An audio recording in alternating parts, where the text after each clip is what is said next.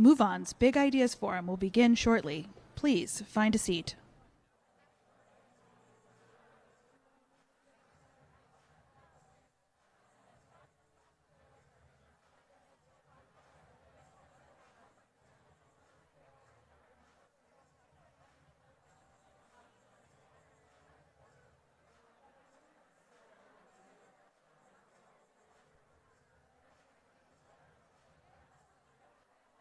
MoveOn's Big Ideas Forum is about to begin. Please find a seat.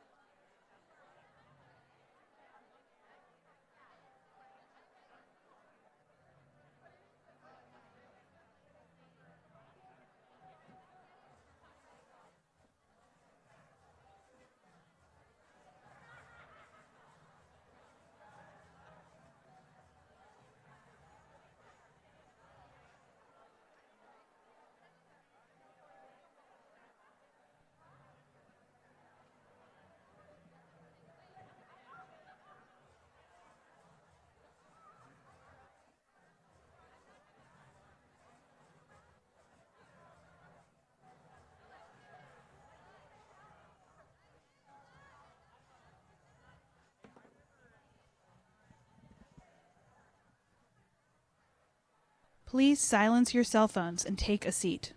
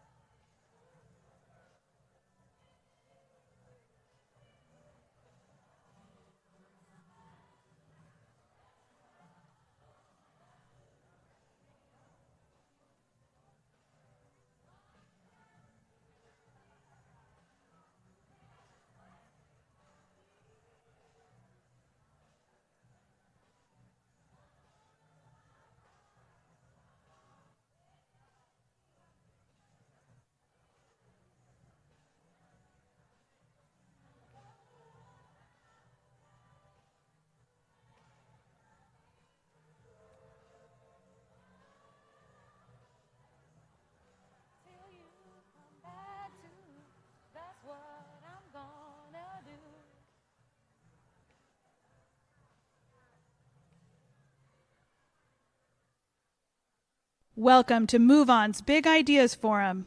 Please welcome DJ Carmen Spindiego. How y'all doing? My name is DJ Carmen Spindiego. Are you all ready for a good time? All right. Okay, so for those of you who are still looking for a seat, come on in, get tight, because we are about to have a good time here at the Warfield in sunny San Francisco. So listen, y'all, I am not just your hype woman. I am going to be helping you all get through the rest of our day. We have got 8 incredible presidential candidates who are here to talk to our people. Y'all excited about that? I know you all have come far and wide. Some of y'all came from down the street, but listen, we're going to be here for a couple of hours, and we have got to keep the energy pumping. So I'm going to do my job as the DJ, but I need for you all to be doing some call and response with me. You ready for that? Are you ready for that? Okay, so we're going to practice a couple call and responses. When I say move on, I want you to say power, okay? So when I say move on, you say power. Move on. Move on. When I say move on, you say power. Move on. Move on. Okay, that one was good. That one was good. Okay. So we might do one that's like, maybe one of the candidates is talking about voting rights. And we're really into the voting rights. So I'll be like, when voting rights are under attack, what do we do? When voting rights are under attack, what do we do? All right, good. Okay, you all are warm. You're warm. You're warm. Okay. So we want you all to have fun. We want you all to really listen critically to what these candidates are saying. So I want us to practice what I call the amen corner. Let's just say someone says something you love. Give them a yeah. Okay, give them a little twinkle fingers. Give them a twinkle finger. Okay, yeah, give them some positivity. Practice your clap. Oh my goodness, yes, girl, yes, girl, yes, girl, yes, girl, yes. Okay. And you might not love everything that people are up here saying, but I do want to encourage you all. It's hard work to stand up here on stage and pour out your heart to millions of people. So are you all going to show them some love? All right, because we got 8 really amazing people. All right. So before we bring on our big ideas, I want to make sure you all have your phones and you're ready to hashtag big ideas, because it's going to be a big ideas forum, and at MoveOn, because that's where you're at. So look, I am so honored and pleased to introduce a woman who has elevated MoveOn to the organization that it is today. She has helped build the millions and millions and millions of people who are watching right now live online. So let's give a big round of applause to the executive director of MoveOn, Anna Gallen.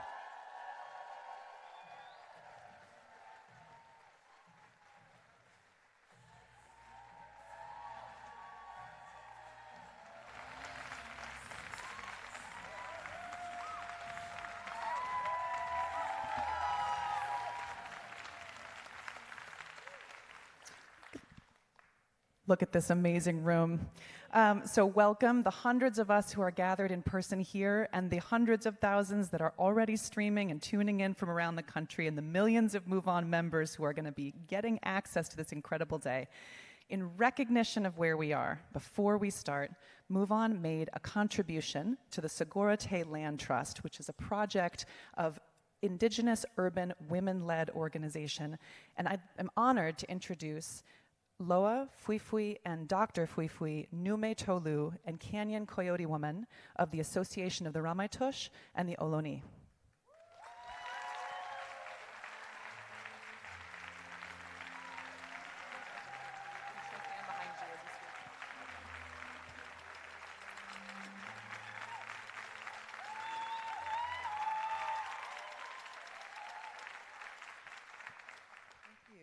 Welcome to Yelamu, the traditional name of San Francisco.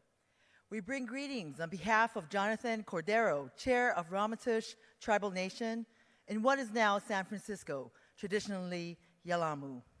We also bring greetings from Karina Gould of the Confederated Villages of Lishan in the East Bay and co-founder of Segura Te Land Trust, an Indigenous women's-led land trust, the only urban Indigenous women land trust in the country.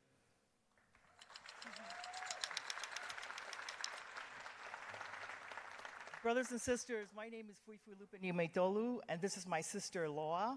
We're from Moana Nui, Polynesia, the Pacific region of the world. As representatives of the Segura Te Land Trust, and in this moment of great crisis in this country, we ask you, please, lawmakers, please, brothers and sisters, please, those of you who dream to make this country a better place, please remember always, this place that we now call the United States of America is occupied, stolen, indigenous land.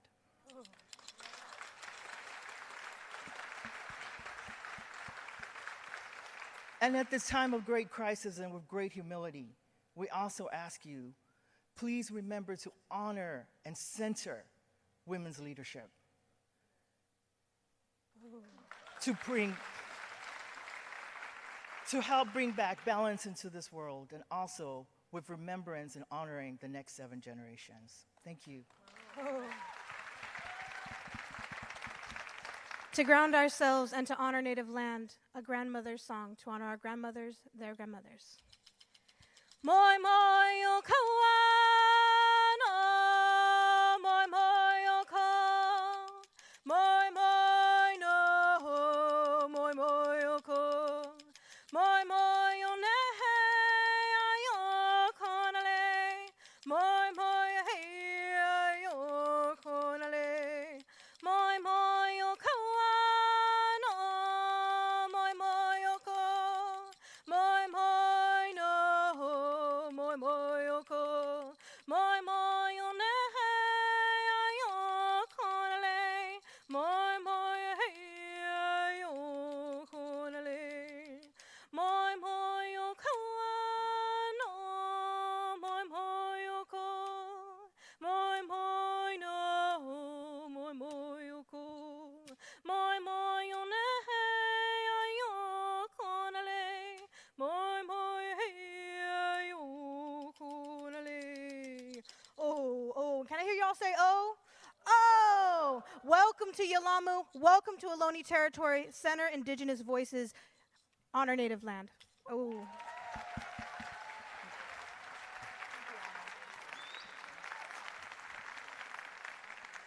It's a pretty good way to start a forum, wouldn't you say? Properly. So here we are. MoveOn is a grassroots organization. We are now 20 years old, if you can believe it or not. And I am so pleased, right? I know. 20 incredible and impactful years. And I'm pleased to say that we have with us in this room our co-founders, Wes Boyd and Joan Blades. Thank you, Wes and Joan, for all you do and all you have done for this organization. Someone who's not here is my incredible co-director, Ilya Shaman, who has led with me for the last 6.5 years this organization. He is at home with his wife, Sarah, and their 4-day-old baby. Yeah, we're sending them so much love over the course of today. So Ilya and I have been fortunate to serve for the last 6.5 years as executive directors of this incredible membership community and this incredible organization. And in that time, we have been inspired and moved time and again by the way that MoveOn members show up and mobilize and organize and shift what is politically possible in this country through times of acute crisis and the everyday chronic crises that we deal with in this country and in this world. And together we have had tremendous impact. We have defended access and extended access to healthcare for tens of millions of people.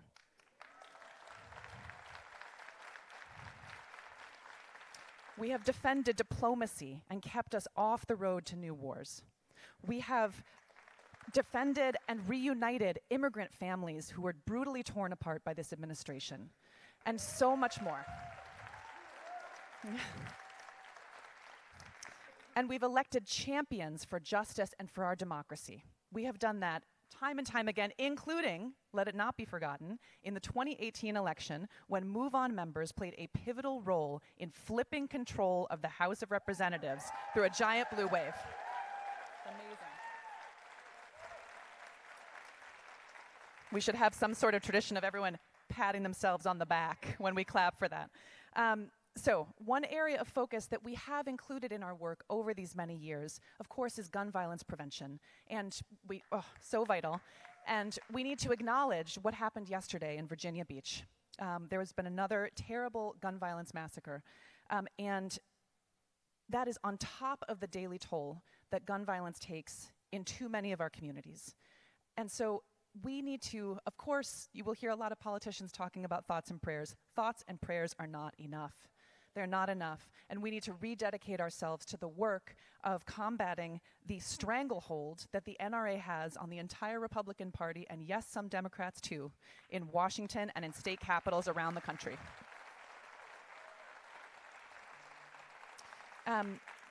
So that is part of our work, and I am so grateful to the way in which this community holds each other and inspires each other to do that work day in and day out. And now, I am so excited to introduce a person who has not been introduced in this way yet. This is the first time in a public space.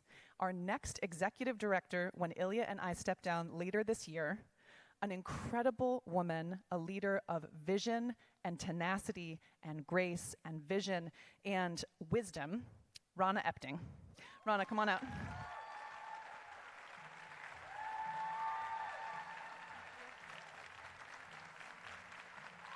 Good afternoon. I'm not done. Oh no. Oh no, I'm not done. Oh. They turned my mic off. I'm not done talking about Rana. Good afternoon, everybody. Thank you, Anna. I'm not done. No. I'm not joking. I have to tell you 2 quick things about Rana and how amazing she is. I'm taking this mic back because she's amazing and deserves the intro. She is a leader with experience in the labor movement, in grassroots organizing, in leadership development, in standing up against big money in our politics. And in the last election, she ran MoveOn's 2018 election program. She is incredible. We're so thrilled to have you. Welcome, Rana. Thank you. Thank you so much, everyone. Welcome. It's June 1st. We're in San Francisco. Happy Pride Month. Woo! This year marks the 50th anniversary of the Stonewall Uprising, and I'm so honored to be here in this city, my home state of California, and I'm honored to be here with all of you. I am so thrilled to be MoveOn's next executive director. And I know I build on the leadership and the shoulders of the incredible leaders of this movement, including my friend Anna Galland, Ilya Shaman, our founders, Joan and Wes Boyd, the incredible MoveOn staff that helped create this event here today, but most importantly, the millions of MoveOn members here in this room and all throughout the country and every congressional district in this United States that helped create this vibrant, incredible community that is driving towards progressive change in America. So thank you. I first became truly politically active over 15 years ago because I got an email from MoveOn asking me to join an anti-war march in the streets of Portland, Oregon, right after September 11th. And I was moved, compelled to go because I knew in my gut that the way that administration was handling the aftermath of those horrific attacks felt wrong. But I didn't know what to do about it. I was in my mid-20s as a young adult, and I didn't know what the answer was. And the fact that I knew I could go join others was incredible to me. I showed up on the streets. There were thousands of folks marching in the streets against the war. And I felt a sense of, oh my goodness, there are millions of people in this country. There's a big, giant, vibrant community that believes in the politics of love, the politics of diplomacy, the politics of togetherness, that fully understands that our fates are connected to one another, whether we live here in California or we live across the country or we live across the world. And it changed me forever. And I know all of you have stories like this as well. When was that moment when you realized there is a bigger community out there and you weren't alone? And you dedicated yourself to invest in building a society, a world that we all know we deserve and is possible. So this collective power is what makes MoveOn incredibly special. And I'll just provide an example. Raise your hand if you were part of the 2018 MoveOn waves to help end GOP control of the House last year. Raise your hand. Keep them up. Raise your hand if you attended or held a protest, a march, a rally to fight back against Trump Care, to say no one is above the law, to stop the government shutdown, to declare families belong together. Look at this. Raise your hand if you're part of our Women of Color Steering Committee, our Support Corps, our Training Corps. These are the folks that provide the day-to-day support of MoveOn and allow you to get those emails without any spelling errors and do so much more for the organization. And lastly, raise your hand if you're locally, like part of a local organization or you contribute to the movement or that you're part of a partner organization. See this collective power here? This is what drives this country towards a progressive vision. And it's because of all of you And this is just 300 people. So imagine those watching on live stream. I hope you're putting in the chat all that you've done, all that you've contributed, because without people like you, we would be in a far worse off place. So thank you. So today, this collective power has literally built a stage to push and uplift big, bold, progressive ideas that will drive this country forward, to address the challenges of our time. And that is the conversation we want to see in this presidential primary. We want to see hope, we want to see vision, we want to see ideas. And the way this is going to work, we're going to have 8 presidential candidates joining us here today. And we're going to be joined by our amazing moderators who will be introduced shortly. Each candidate will have an opportunity to present their big idea in 5 minutes or less. Our moderators will facilitate a conversation. The questions they ask come directly from MoveOn members. We had over 5,000 questions submitted. Some of those questions will be asked today, okay? Which is amazing. And then while you're following, take out your phone, tweet, use the hashtag BigIdeas. And if you're online, go to moveon.org/bigideasforum, and you can watch the forum together in the MoveOn community and have a discussion while you're viewing. All right, so is everyone ready? Let's do this. Thank you. We're going to need some big ideas to create an America where everyone can thrive. The current political era also shows much more interest in big ideas. Big ideas. Big ideas. The 2020 Democratic contenders and some of their very big ideas. Americans generally are looking for a lot of new, fresh ideas. Bold, even audacious, progressive policies. We have 12 million new young voters that are coming into our electoral cycle. How are we exciting them? People are craving a big, bold, positive vision. We have a really incredible movement that is going on right now. There are a lot of people who are not going to sit and be okay with the status quo. There's still so much oppression, and it doesn't need to be that way. People are going to need like a rallying point. Climate change legislation. Reproductive rights. LGBTQ folk. Immigration. Student loan reform. A democracy that works. There's a new era of hopeful, inclusive politics underway. This is what voters want. This is what America needs. Yeah, all right. When I say move on, you say power. Move on. Move on.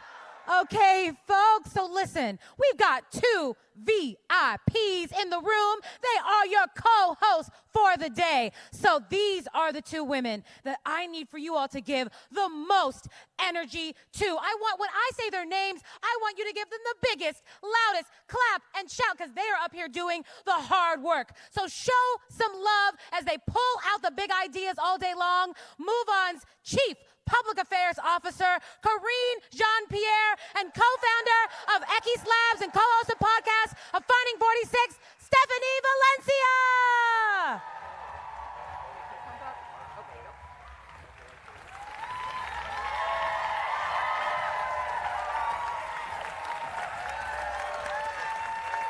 Woo!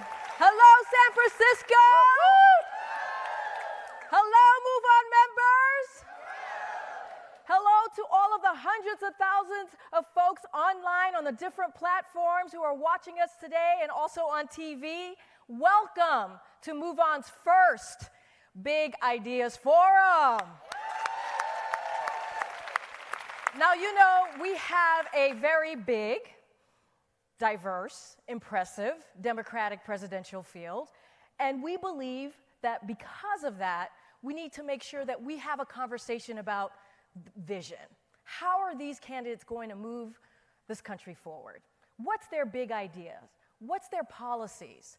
And so we are really excited and truly happy that we have created a space, a forum for these candidates to come forward today in front of all of you to present their big ideas, to continue and to advance that debate. So, today, we're going to have 8 candidates. They're going to be here. They're going to be talking about their big ideas to move on members into the nation. But one thing I did want to say, we understand that Donald Trump and the Republicans have really dug us into a hole, right? With the cruel policies that they put forward. with the ugly rhetoric that they have. And I want to share something really personal. People come to me all the time and they say, Corinne, how do you do this? How do you keep fighting? How do you keep speaking up? And I tell them, how can I not? Mm-hmm.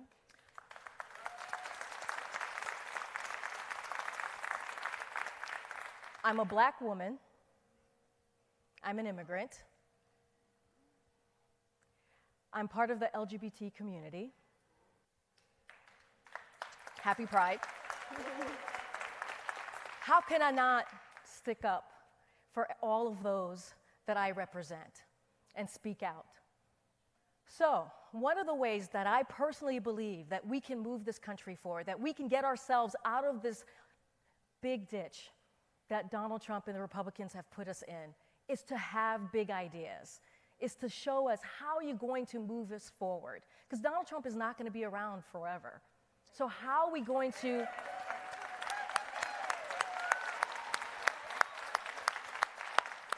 So what's the vision? What's the vision do they have? This is personal for me too. I am a 10th generation New Mexican from a small town on the border, the US-Mexico border, called Las Cruces, New Mexico. Give it up for anyone from New Mexico. Shout out to the people from New Mexico watching. My great-great-grandfather fought alongside Geronimo to stop westward expansion into the Southwest. My grandfather helped to build the railroads out west, and my mom was a special education teacher. What we are experiencing today is not what they fought to build.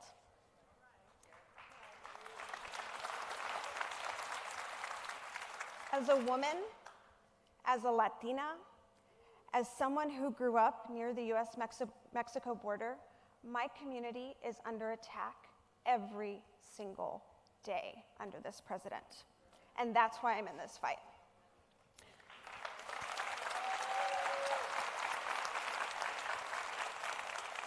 I want this country to live up to its ideals and to its true promise.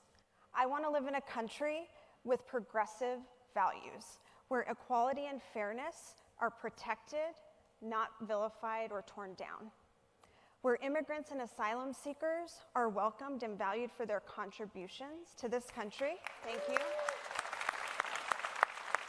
Not shunned, where we don't have to worry about more senseless acts of violence like what happened in Virginia yesterday and what happened at Parkland and what has become something that we have become numb to.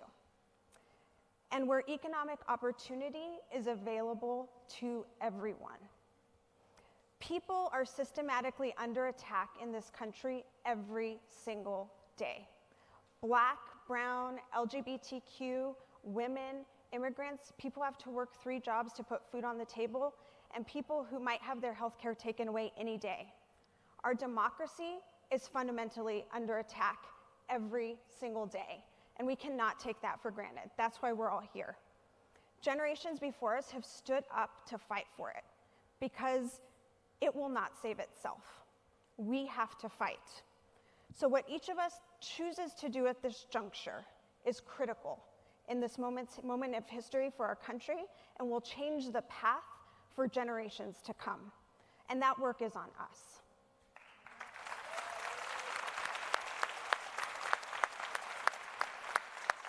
I don't know about you, but I am excited to hear the 8 candidates today. Because I don't know who I'm going to support. And I also need a dose of hope and some big ideas. This country has not moved forward without big, audacious ideas. When things didn't seem possible before, or when people said they would be too hard, we make them possible. That's what the people in this room do. You make it possible. And that's what today is all about, envisioning the world as it should be. So let's get started. Let's get started. You ready? Okay, welcome up to the stage, our first candidate, Senator Bernie Sanders.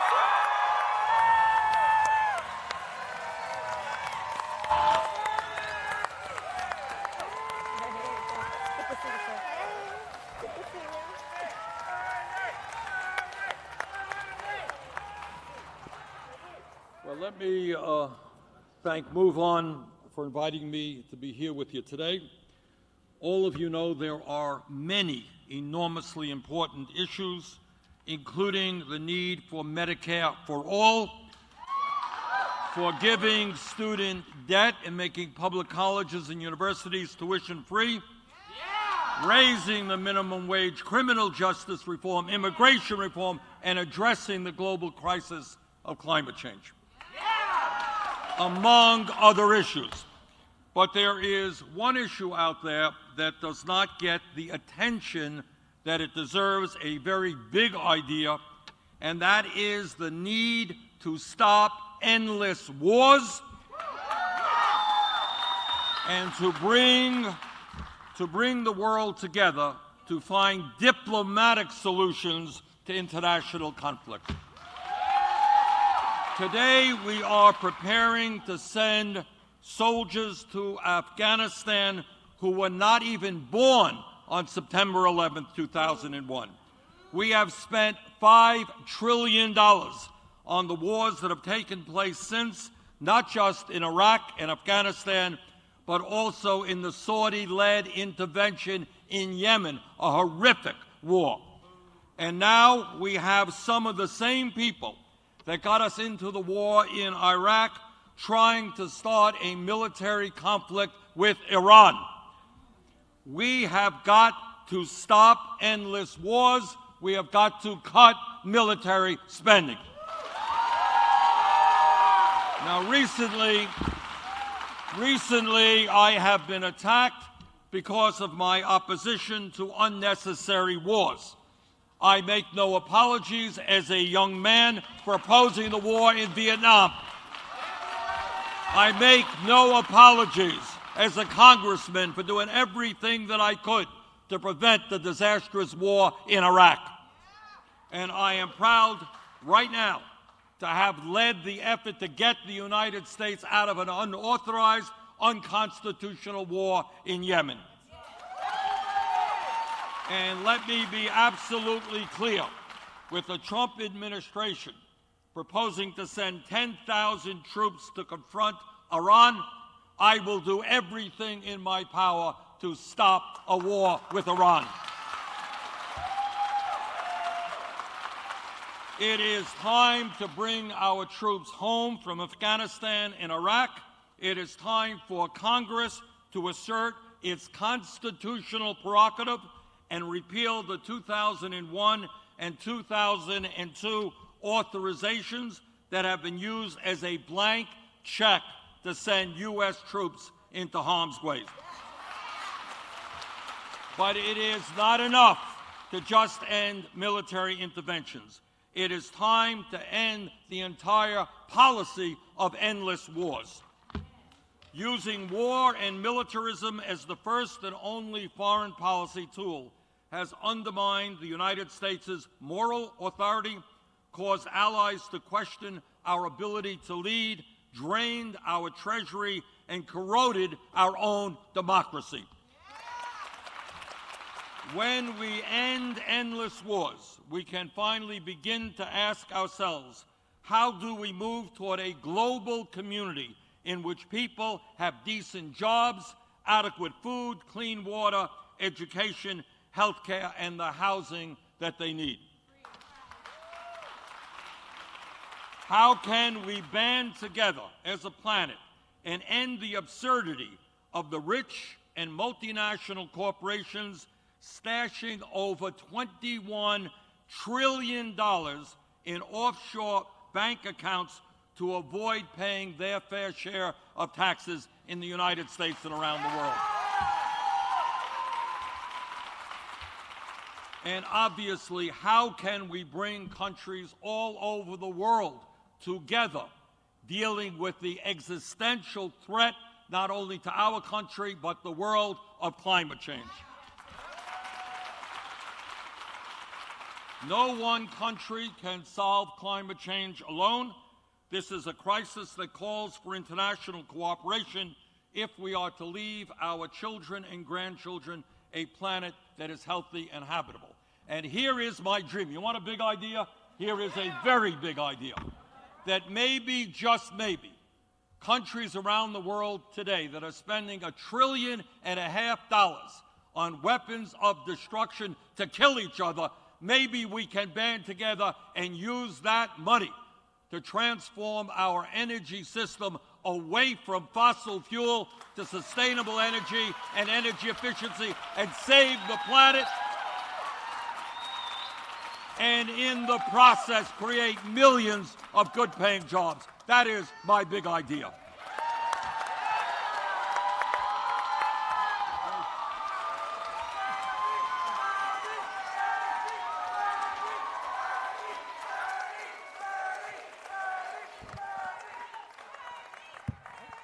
I think there might be a mic on your seat there. Sitting on it. Okay.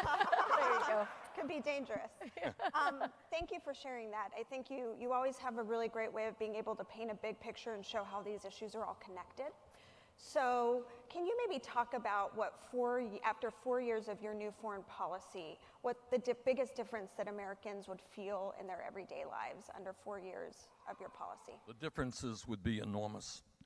Imagine having a president who not only did not understand that climate change is real and causing horrific problems right now, but think about having a president that is reaching out to China and to Russia and to India and Latin America and Africa and people all over the world and saying, you know what, let's stop killing each other. Let's come together for what is a global crisis. America can't solve this alone. China can't solve it alone.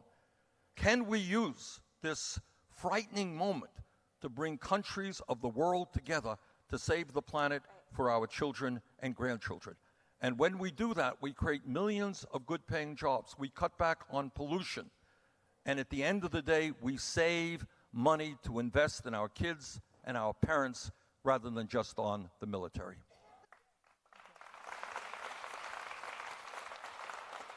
Senator, as you know, we asked MoveOn members to submit questions as well, and they can be on any topic. So our first question is from Lillian, a MoveOn member from New York, and she asks, what's your vision for immigration reform? And specifically, what's your plan for Dreamers and DACA recipients? Let me answer the second part of that question first. Right now, we have 1.8 million young people who have never known any country other than the United States of America as their home. As president, I would move as quickly as possible through executive order or whatever means necessary to make sure that these young people have legal status.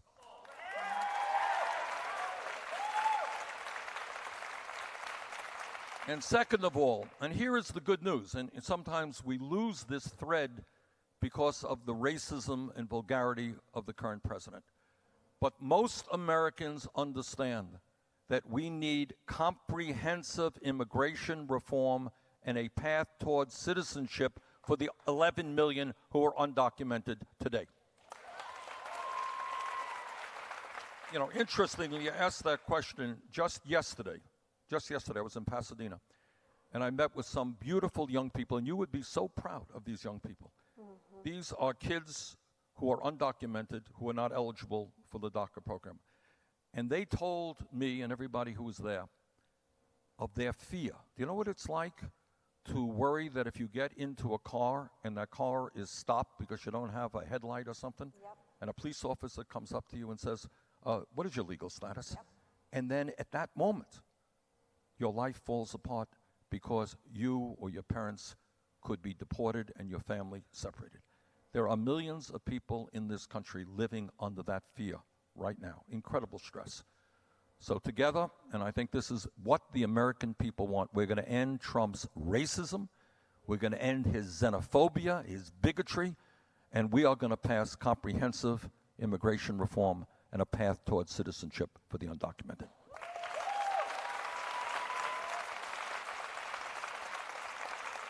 So I think this will be one of our last questions here. Some estimates show that the past 17 years of the war have cost us over $6 trillion. Meanwhile, the Pentagon budget is at a staggering $716 billion this year. Will your plan also be to include reallocating the Pentagon budget so we can focus on other things? Absolutely. Absolutely. And the reason I spoke to this issue, not to say that there are not so many other issues out there, but very few people are talking about this issue. And I have to say, let's be honest about it. It's not just Republicans who support big military budgets. It's too many Democrats as well. Look, I believe, and I think we need a strong defense. But we have to ask ourselves, do we need to spend more than the next 10 nations combined? And of those 10 nations, many of them are our own allies. Is it, terrorism is a real threat. Al-Qaeda is real, ISIS is real. There are terrorist groups out there. We have to deal with that. But do we really need to spend over a period of years $6 trillion? Do you know what we could do with trillions of dollars in this country?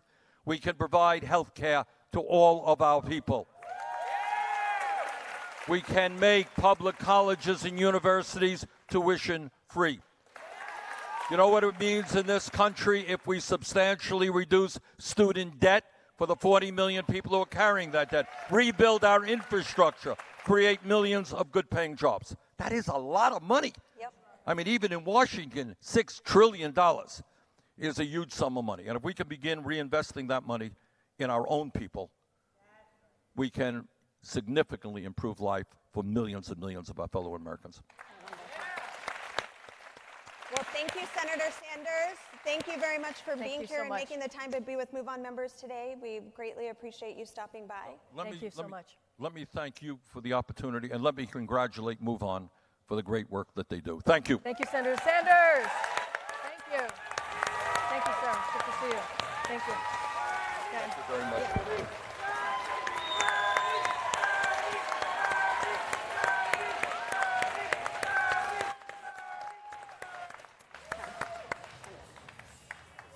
Take a sip. I can't hear Doug. You can't hear him. She can't hear. Sarah. Sarah. She.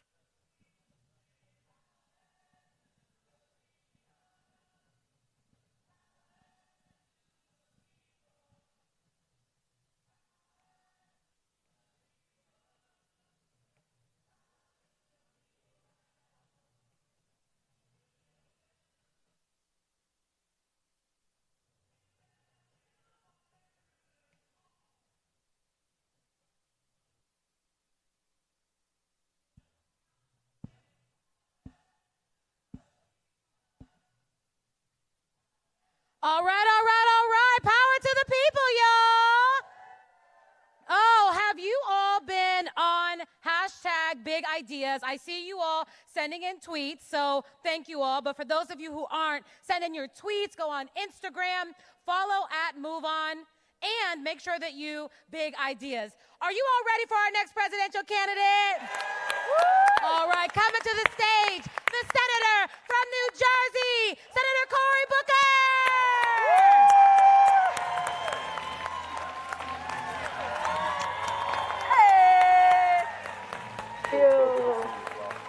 Hey, good to see you. All right, you ready to go? Hello, everybody. Hello. I want to thank everybody for being here. And before I get to my big idea, I want to talk about, just for a second, we had another mass shooting in America yesterday. And these cannot just go on in our country. We used to be a nation that when 4 girls were killed in a bombing in Birmingham, we changed laws. When women were killed in the shirtwaist factory fire, we changed laws. We are seeing too much death in our country, which reminds us of the most important big idea, which isn't new. Before I get to mine, I want to repeat that because that's why we're here. The best big idea is that the power of the people is greater than the people in power. And when the people are united, they cannot be defeated. And so this kind of gathering about letting us understand that we are stronger and more powerful when we are together, standing, working, fighting. And this is a time that we got to be a people coming together to move on up, and in this election to make sure that Donald Trump out of the White House moves on out. And so, my campaign, we've got a lot of big policy ideas, but I want to get to the heart of one of the issues that is most threatening to our democracy, which is wealth disparity. We are a nation where too often the destiny of children is defined by the wealth of their families, the kind of schools they go to, the kind of housing they have. We are allowing wealth disparities in this country to grow to gargantuan proportions. Since the 1960s to recent times, we've seen the wealth of the wealthiest Americans be 6 times that of average working Americans. It's exploded to now 12 times that. And not only is this insidious in undermining the success of so many children, so many families, we've seen racial disparities grow over recent decades.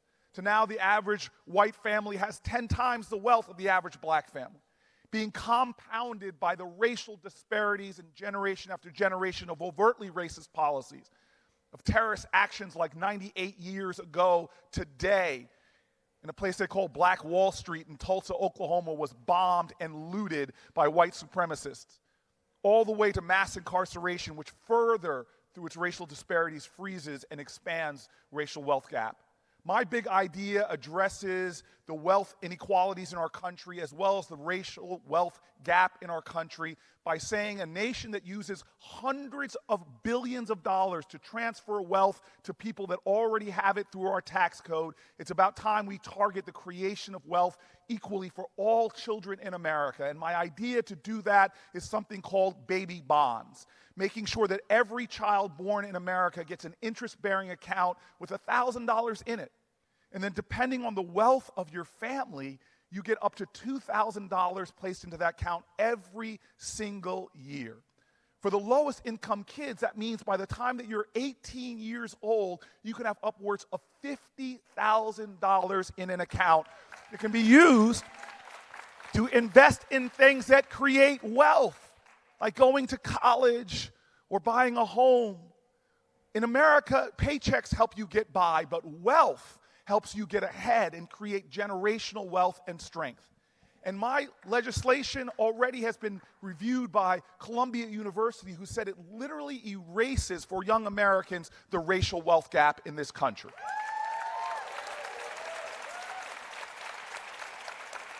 We are a nation where it should not be survival of the children of the wealthiest. It should be understanding that when wealth is created, people have agency. They can pursue their dreams. That was the idea of America for my father, who didn't have wealth. He was born poor. He used to tell me, son, I was born so poor I couldn't afford to be poor. I was just Po, P-O. I couldn't afford the other 2 letters.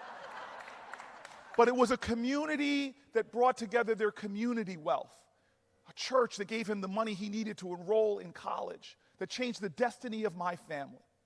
We need to make sure that every child has the resources they need to live their American dream, to create wealth, to pass something on to their children, to make sure that we take these racial wealth gaps and these growing wealth gaps and wealth inequality in our country and we get rid of it. We can do those things if we stand together and dream bigger dreams. This election is not just about getting one guy out of office. We need to have a bigger aspiration for that. It should be an election where we dream big again in America. Dreams of equality, dreams of opportunity, dreams of health care for all, college for those who want it, dreams that everybody has a pathway to work with dignity and a pathway to make sure that their American dream is truly possible. Thank you, everybody.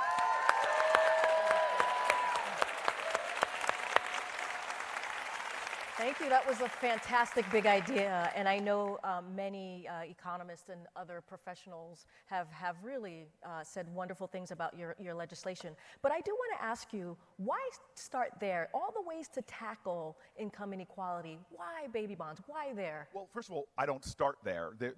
You know, if you look at the policies we're rolling out, like a massive increase in the earned income tax credit. Right now, we target these Trump toxic tax credits, go to the wealthiest corporations, the wealthiest people. My tax bill says, no, we're going to give 150 million Americans, working Americans, a pay increase, and we're going to make sure that literally my plan would cut poverty in a third. But still remember that paychecks help people get by. we're still not dealing with the wealth gap. And you know this, for black families in America who earn the same as white families, they still are dramatically behind in wealth. In Boston, the average white family has $242,000 of wealth created. The average black family, $8. And so what we've got to solve is not just pay income disparities, we've got to solve this problem we have of intergenerational wealth disparities, and that's why one of the parts of my plan of making this a nation economically that works for everybody is focusing not just on helping people get ahead with pay with dignity, raising the minimum wage, but helping people create wealth. That's what Baby Bonds does. Yeah. I've heard you talk a lot about being born on third base, right? And the story that you tell about what your dad used to tell you about being born on third base, which means you were given certain advantages in your life. Can you talk a little bit about what experiences in your own life helped you to shape this particular policy and why you decided to do it now? So my parents literally had to get a white couple to pose as them to move into, in 1969, to move into a middle-class community where we had the best public schools in New Jersey, massive stratification, redlining, and mortgage laws created. We're one of the top most racially segregated states in the country. And so to break through that, African-American families also had to do great lengths to move into a neighborhood. But when I was growing up, my dad's like, boy, don't walk around this house like you hit a triple. You were born on third base. But I know people fought for my housing rights, so the first thing I did when I came out of law school was move to the inner city, Newark, New Jersey, to do what? Fight for other people's housing rights. Yep. And I still live there today. And so I'm the only United States senator that lives in a black and brown community below the poverty line where we do not mistake wealth with worth. And when I see how my families in my neighborhood are by no makings of their own screwed over. There are 3,000 jurisdictions in this country where children have more than twice the blood lead levels of Flint, Michigan. Right. In my community, they drink out of bottled water in some of our schools. In my neighborhood, people don't understand when there's shootings, there is trauma in communities. Yes. Shahad Smith was murdered on my block. I've tried to show people in my book that one shooting in front of an IHOP in my neighborhood, the IHOP had to cancel the late night shift, which meant a whole bunch of people were relying on those jobs, didn't have them. It multiplies. So communities like mine are suffering that way. The criminal justice system. In Stanford, I smelled a lot of pot, but people weren't getting arrested for it. But in communities like mine, if you're black in America, no difference between using marijuana or dealing marijuana, but almost 4 times more likely, which has an economic consequence. Right. All of these things and more have compounded in my communities and informed the policy because I'm the senator that goes home to a community that's in struggle, and everything I do is done through the lens is what's going to help people that are being left out, left aside, looked down upon, be successful in our country. And that's what fuels my work and my policy. All right.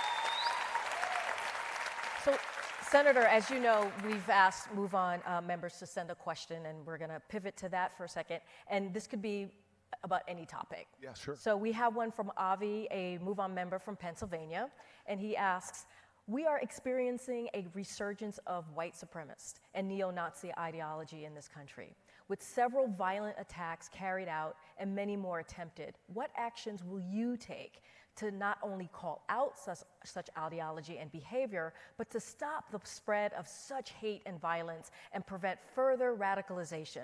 What can be done through legislation and executive action? Well, let's be clear, because Senator Sanders said this about the trillions of dollars we spent under a 2001 and 2002 authorization of military force to stop terrorism. Now, keep that in mind, that number he mentioned, trillions of dollars. But yet, since 9/11, the majority of terrorist attacks in our country have been homegrown right-wing groups.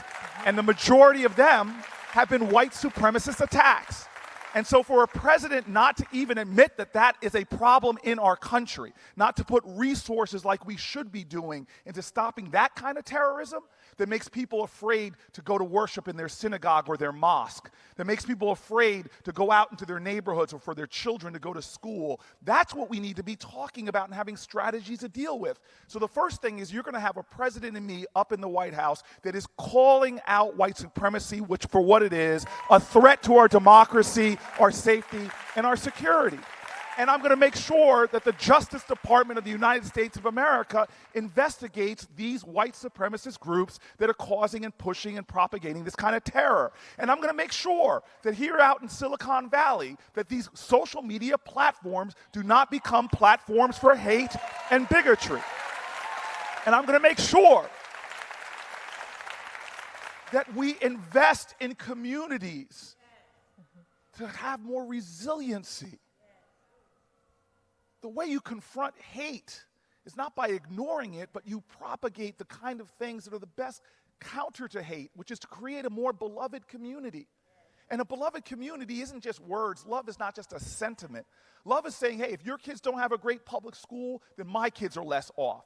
If your kids are being bullied in school because 30% of our LGBTQ youth in this country, let them tell you about the terrorism that they experience because they miss school because of fear of what's happening. I'm going to be a president that understands that our values are not just slogans, liberty and justice for all, that it's work and struggle and sacrifice, because patriotism is love of country, and you cannot love your country unless you love all of your countrymen and women. And if you want to lead in America, you can't lead the people if you don't love the people, all the people.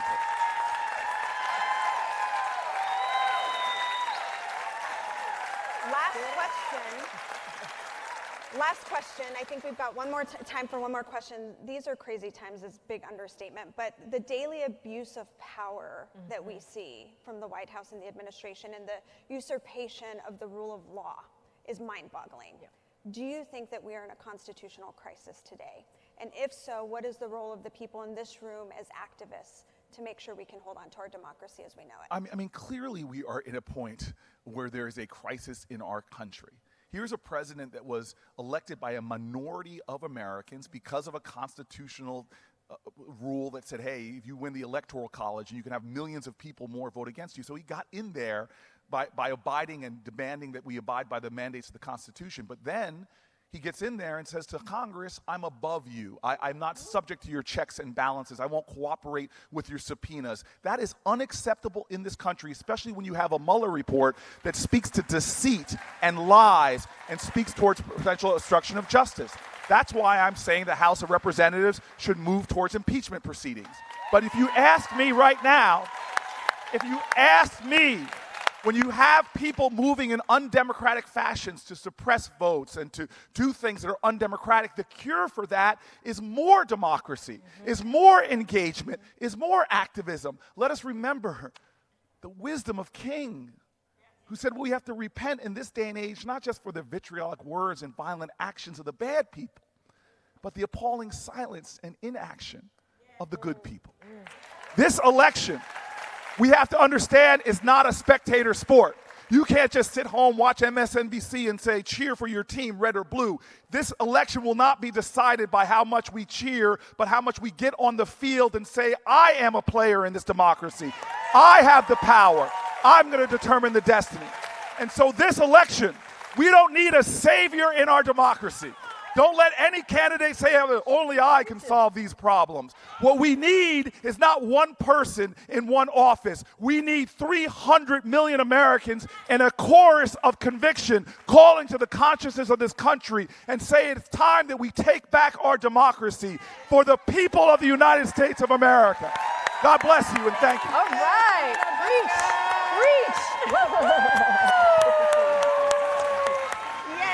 Yay.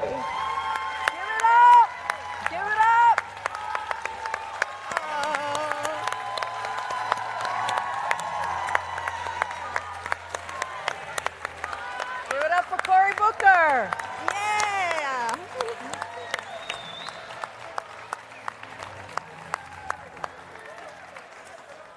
All right. Yeah, great energy, fam. Great energy. Okay, so when racial wealth is under attack, what do? When racial wealth is under attack, what do? Stand up, fight back. What do? Stand up, fight back. What do? Stand up, fight back. All right. Are you all ready? Because we are ready to go. We have had two incredible folks come up here. Are you all using the hashtag Big Ideas? Okay, because I've been looking up here. I'm like, okay, I see you all kind of doing a little bit of stuff, but people got to know we are in San Francisco, California, having a good time. All right, are you ready for your next presidential candidate? Give her a shout. Yes, yes, okay, all right, all right. The senator from Massachusetts, Elizabeth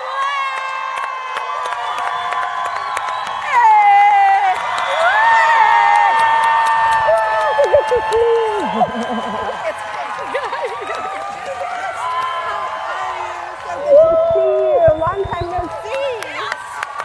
You ready to go? Hello, MoveOn. Hey, so I love being here with you guys. This is fabulous. So, big idea. Big idea. Go for it. Big idea. I want an America that doesn't just work for a thin slice at the top. I want to build an America that works for all of us. Now, so how do you get there from here to there? And it starts by talking about what's broken, what's wrong. Because we have a government, powerful government in Washington that works great, fabulously for giant drug companies. Just not for people trying to get a prescription filled, right? It's a government that works terrifically for for-profit prisons. Just not for the people whose lives are being destroyed by those prisons. It's a government that works great for giant oil companies that want to drill everywhere. Just not for the rest of us who are worried about climate change bearing down upon us.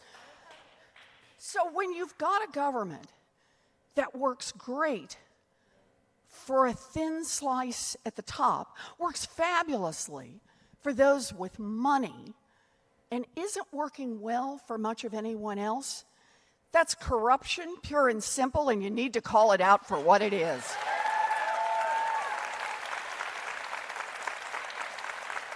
You got to have the courage to call it out, and then you got to have a plan to beat it back, and that's what I've got. So here's the good news. I have the biggest anti-corruption plan since Watergate. Here's the bad news. We need the biggest anti-corruption plan since Watergate. So this plan has a lot of different moving parts to it, and I'll tell you why. It's because money, the influence of money, is everywhere in Washington. It touches everything. Whatever issue brought you here today, if there's a decision to be made in Washington, I guarantee it has been influenced by money. So here's the plan. We got to fight back against it. We've got to be willing to call it out and to fight back. And let me give you some ideas for that. First one, end lobbying as we know it. They've had enough power long enough. Oh, and here's a part of my plan. Anyone who serves in Congress, who heads up an agency, who's part of the cabinet, who's a president, can never lobby. That's a lifetime ban once you've done that work, right? Oh, here's another one. End the revolving door between Wall Street and Washington. Enough. Just stop it on this. Oh, and how about one more on this? Supreme Court. How about we make the United States Supreme Court follow basic rules of ethics? Another part to the plan. Some of you may remember, because some of you fought alongside me for this, the Consumer Financial Protection Bureau. Yeah. But you may remember the structural change it made. Scooping up all of those consumer protection laws that were scattered among a bunch of different agencies, but nobody took it seriously. Nobody ever had the real resources and authority to move on consumer protection. We need to do the same thing on ethics in Washington. We need an ethics agency, scoop it all up, and seriously enforce our conflicts of interest.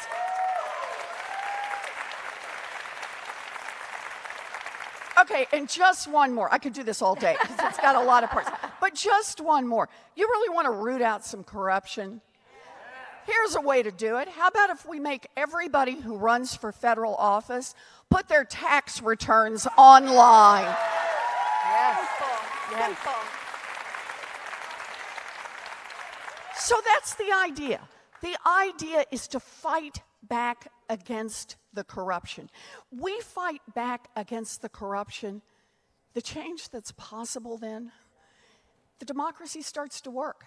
So, what can we do? We get a 2-cent wealth tax. Yes. On the biggest fortunes in this country, the top 1/10 of 1%, $50 million above that, right? Your 50 millionth and first dollar, 2 cents. And then what do we do for the 2 cents? Universal child care for every baby age 0 to 5. Universal pre-K for every 3-year-old and 4-year-old in this country. Raise the wages of every child care worker and preschool teacher in this country to a professional level. And this is how we pay for universal technical school, 2-year college, and 4-year college for every one of our kids. Oh, and one more part. With that same 2 cents, think about it. All these things we can do. We can also cancel student loan debt for 95% of those who have it.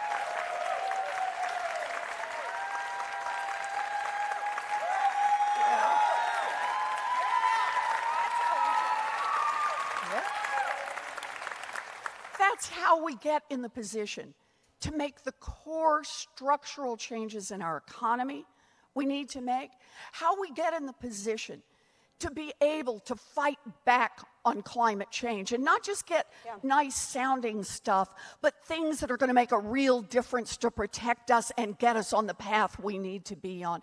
That's how it is that we make this democracy work again. I'd say you have a plan for that. You got a plan. You got a plan for that. She has a plan for that. She's got a plan for that. Got a plan. All right. Let's jump into some Q&A here. I think sometimes it's really, you do a very good job at talking about corruption at a meta level and really taking what that means into everyday people's lives. So what do you think the changes that you just talked about, how they will impact the day-to-day of people in this audience's lives and making government work better for them? And is it a racial justice issue? Oh, you bet it's a racial justice issue. Yeah. There's so many ways in which right now I've come up with a plan and people say to me, the wealth tax. Yep. So what's the first thing that the reporters did when I announced a wealth tax? They went to a couple of billionaires. I'm not kidding you. And they said, so what do you think? And guess what? The billionaire said, no, not doing that. And I actually have had people tell me in Washington, well, if you're going to ask for more money from 1/10 of 1%, if you're going to ask for 2 cents on the dollar for their money above $50 million, you never get that done. You can't get that done in a democracy. And that's the part that really gets to me. It's the notion that Washington has fully absorbed. Those guys, look, I get it. They got more money than you do. They have more money than I do. I get that. But here's the deal. They don't own a bigger share of our democracy than the rest of us. And that's why we need to be in this fight. So I'll give you a perfect example on that. I have a housing bill, okay? And the idea behind this housing plan is to build about 3 million new housing units in this country. Yep.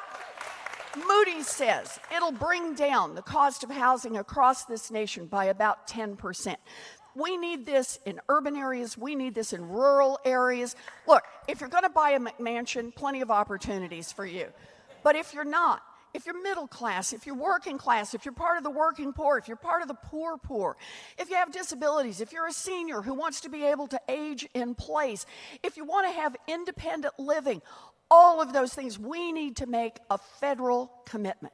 So think about that. It's over 3 million housing units. I've got it fully paid for by a tax, surprise, surprise, on the biggest estates in this country. Now, here's the deal. I talk about this, and I talk about it not just for what it means to build more housing, but also what it means for racial equity. You know, housing is the #1 way that families pass on wealth in America. So, you know, you buy that house, the asset appreciates over time, and then if the family's really lucky and grandma and grandpa can stay in it until they pass, they hand on that value to the next generation, and that's how you lift up generation after generation. And that's how it's worked for a long time, so it should surprise no one in here that starting relatively early in the 20th century, America, our government, started investing in the purchase of housing, subsidizing it for white people, but not for black people, not for people who lived in communities of color. They used redlining to actively discriminate. That was still going on until the 1960s. Think about that. So my proposal, and it's felt in not only the housing statistics, but wealth statistics, the black-white wealth gap. So my proposal says that we're going to build about 3 million new housing units overall, but we're going to stop and acknowledge the role that discrimination has played generation after generation in America, and we're going to set aside money to make sure that first-time home buyers who live in formerly redlined areas or people who got cheated during the housing crash in those areas are going to have some assistance to be able to buy homes and get on that wealth building path. So there's an example. Great. That's great, Senator. So we got to ask our MoveOn member question here, which comes from Sharon, a MoveOn member from Nevada. Ask. Hi, Sharon. Hello, Sharon. Hope you're watching. Gun violence is out of control. Yes. There is an overwhelming surge in mass shootings nationwide. We saw what happened, unfortunately, yesterday in Virginia Beach. And so as a result, our places of worship, schools, and concert venues are under attack in this country. What are your plans on gun control moving forward? Okay, so it's a really good question, but I really want to reframe this a little bit. We talk a lot about mass shootings, and I'm very sorry about what happened yesterday in Virginia Beach. But it's not just mass shootings. This is happening all across America. It's happening on sidewalks and playgrounds, in people's backyards.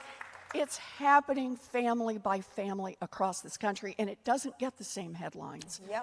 And that is wrong. Yes.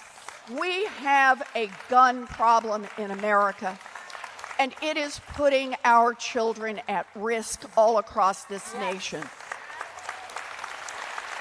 Yep.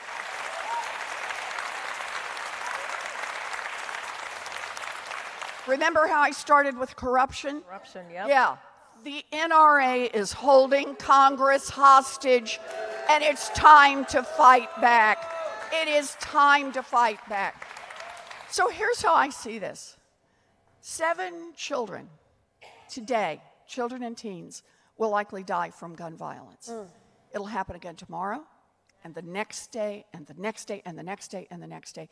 If 7 of our children were dying from a mysterious illness, we would pull out all the stops, figuring out what was wrong and what we could do to protect our children. Why? Because we understand we have a moral responsibility to protect our children. Well, the same is true with gun safety. We need to move, and we need to move now. Universal background checks. Weapons of war do not belong on our streets and sidewalks. We need the research into it to figure out which pieces work best, but we need to treat this like the public health emergency that it is. Thank you. Thanks, Sharon. We've got about 3 minutes left. 3 minutes left. So just a couple, one last question. Sure. What do you say to the young voter today who is turned off to politics and who doesn't think their vote matters because of what they see every day on TV, and they feel too hopeless to change it? Oh. Yeah. She's got a plan for that. She has a plan for I got a plan for that. Plan for that. Yeah. But it's true. Look, a lot of people want to talk about the guy in the White House, and I get it. Ugh. But we need to think about an America that was broken long before he arrived there. The America that elected him, right? That is a broken country. That is a country with serious problems. But here's the deal. We have the chance in 2020 to take it all and make this country work. To make it work, not just for a thin slice at the top, not just for cronies and people who are somehow in the favored group, but to make it work for all of us. And this touches the lives of every single human being. 43 million Americans have student loan debt who could see it canceled if we get that 2-cent wealth tax. 12 million children could be in high-quality child care. People could have housing. People could have a democracy that they can count on. We could really take the steps to reverse the effects of climate change, to be able to get ahead of this fight. And here's the deal. We have the power. There's more of us than there is of them. Amen. Yes. So, what it's going to take is for all of us to be in this fight, and it's both halves. I say this a lot when I'm out. We got to do both halves. We got to dream big, and we got to fight hard. That's how we're going to do it. Thank you, Senator Warren. She has a plan for that. Thank you so much. guys so much. Woo! You're amazing. You're amazing.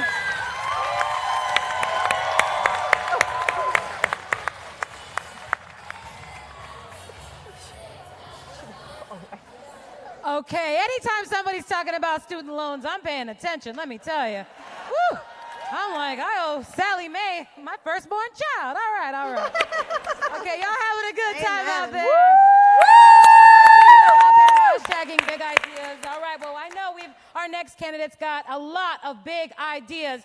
So let's give a warm welcome to the congressman from Texas, Beto O'Rourke.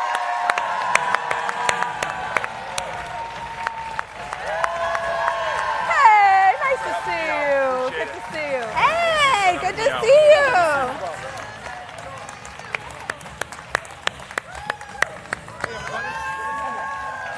Right here. It's yours. There you go. Go for it. Buenas tardes. Good to see everybody. DJ Carmen, thank you for the introduction, bringing us out for the music. Corrine, Stephanie, looking forward to the conversation. And to the people of MoveOn, thank you for being such strong supporters of ours in Texas in 2018. You absolutely fundamentally changed the nature of democracy in our state. We had been 50th in voter turnout before 2018. And so many of you helped so many of us in Texas go to each one of the 254 counties on a bold, progressive agenda, showing up for everyone, writing nobody off, taking no one for granted. And that state and its 38 electoral college votes are now unlocked. We won more votes than any Democrat before us, won independents, 500,000 Republicans, and young voter turnout up 500% because we all did it together. So thank you. Appreciate it. Likewise. Here's my big idea. What if we said that we really wanted to ensure that every immigrant who's come to this country of immigrants and asylum seekers and refugees was truly treated with the dignity and respect that they deserved, and we did not try to mirror Republicans by saying, but first, we're going to get tough on them, break up those families, deport them, internal enforcement, walls, none of that stuff. What if we said, si queremos asegurar nuestras comunidades, vamos a tratar cada persona con respeto y dignidad? That we will never again put another child in another cage, deport her mother back to the very country from which she fled in the first place, never allow another dreamer, more than 1 million strong, every bit as American as anyone else here in this theater tonight, live in fear of deportation back to a country that they do not know, make them U.S. citizens here in their true home country, cancel the president's chaos on the border, the executive actions, the Muslim travel ban, all of this bullshit that in no way, in any way, effectively represents the best traditions and values of the United States of America. What if the 9 million green card holders in this country who have legal permanent residency were able to become U.S. citizens because we canceled any fees for their citizenship application, mailed them fully filled out application forms, además, and then the 11 million, so many of whom are working the toughest, the hardest jobs in this country, that no one born in this country is willing to work, maybe if they are lucky, working for a minimum wage, far too often working for something far below a minimum wage, if they earn a wage at all, kept in modern-day bondage, their immigration status used as leverage against them. If we did this, not only would we be living in concert with our values and our foundational principle that we are a nation not comprised of a people of a singular race or ethnicity or common ancestry, but that we are all created equal. We are a people of the planet who's found a home here to reveal their genius so that we could become the indispensable country, that which alone can do for ourselves in the world which no other can. You can measure this economically, and over the next 20 years, the conservative estimate is this adds $1.2 trillion to our economy. You can measure it through security. My hometown, El Paso, Texas, one of the safest cities in the United States of America, 20 years running, not despite, but because we are a city of immigrants. A quarter of those with whom I was born and whom I live came from another country, chose us. Their very presence makes us stronger, more successful, and safer. So listen, we can meet this opportunity because if immigration is a problem, it is the best problem we have ever had in this country's history. We can ensure that we treat those who come to our borders after fleeing the deadliest places on the planet with the respect that they deserve. And then we can help those in Honduras, in Guatemala, in El Salvador reduce violence, address historic droughts caused not by God, nor by Mother Nature, but by our own emissions and excesses and inaction in the face of the facts and the science. We will have a stronger, safer, more successful country for it. That's my big idea. Thank you all for having us out. Gracias. Thank you. Thank you so much. All right. Stephanie has the first question for you.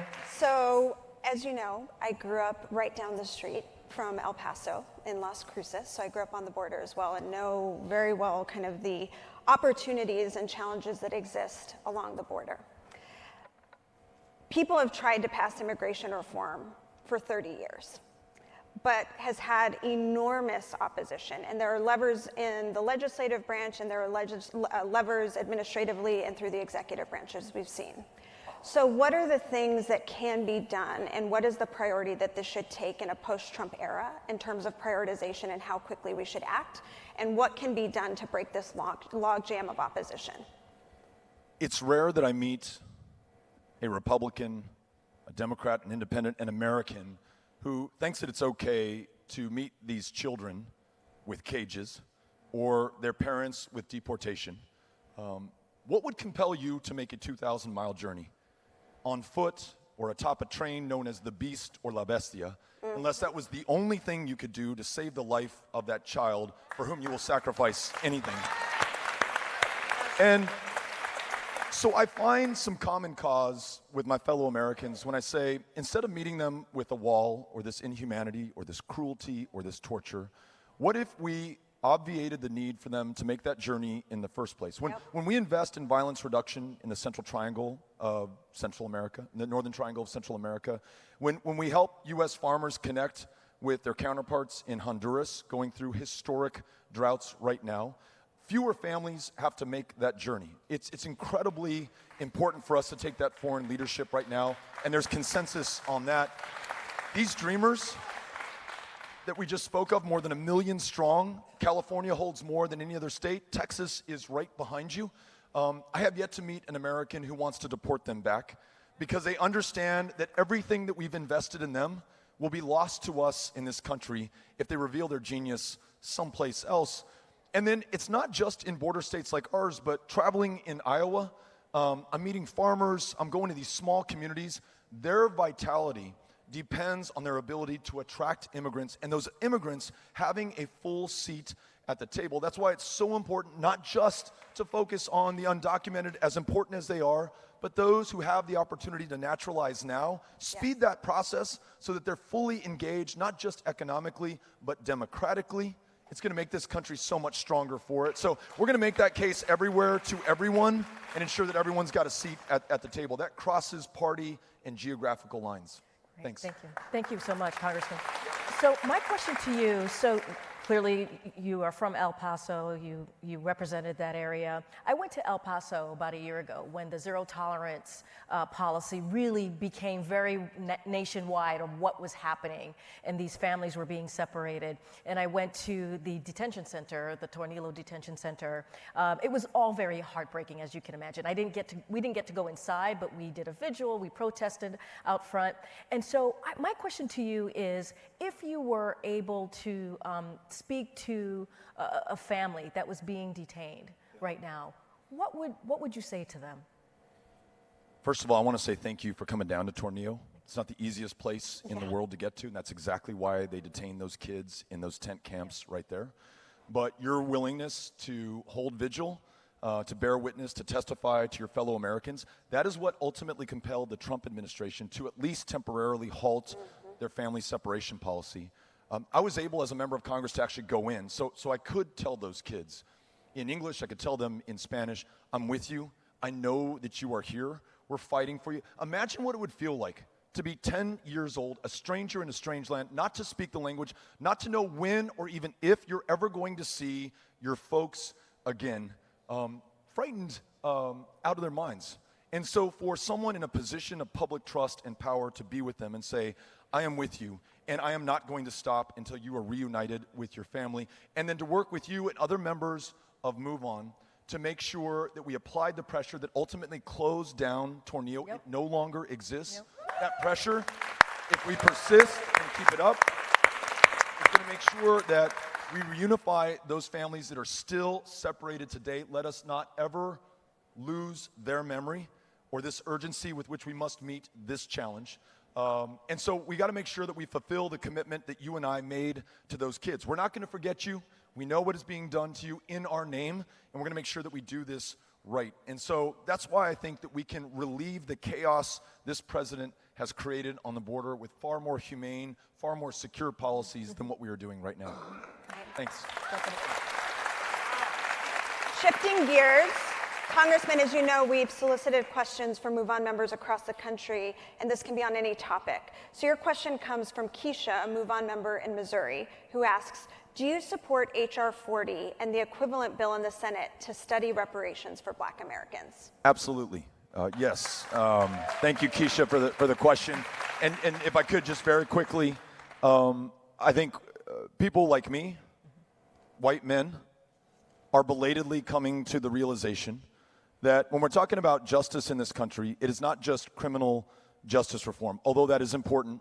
2.3 million behind bars, disproportionately African-American communities of color.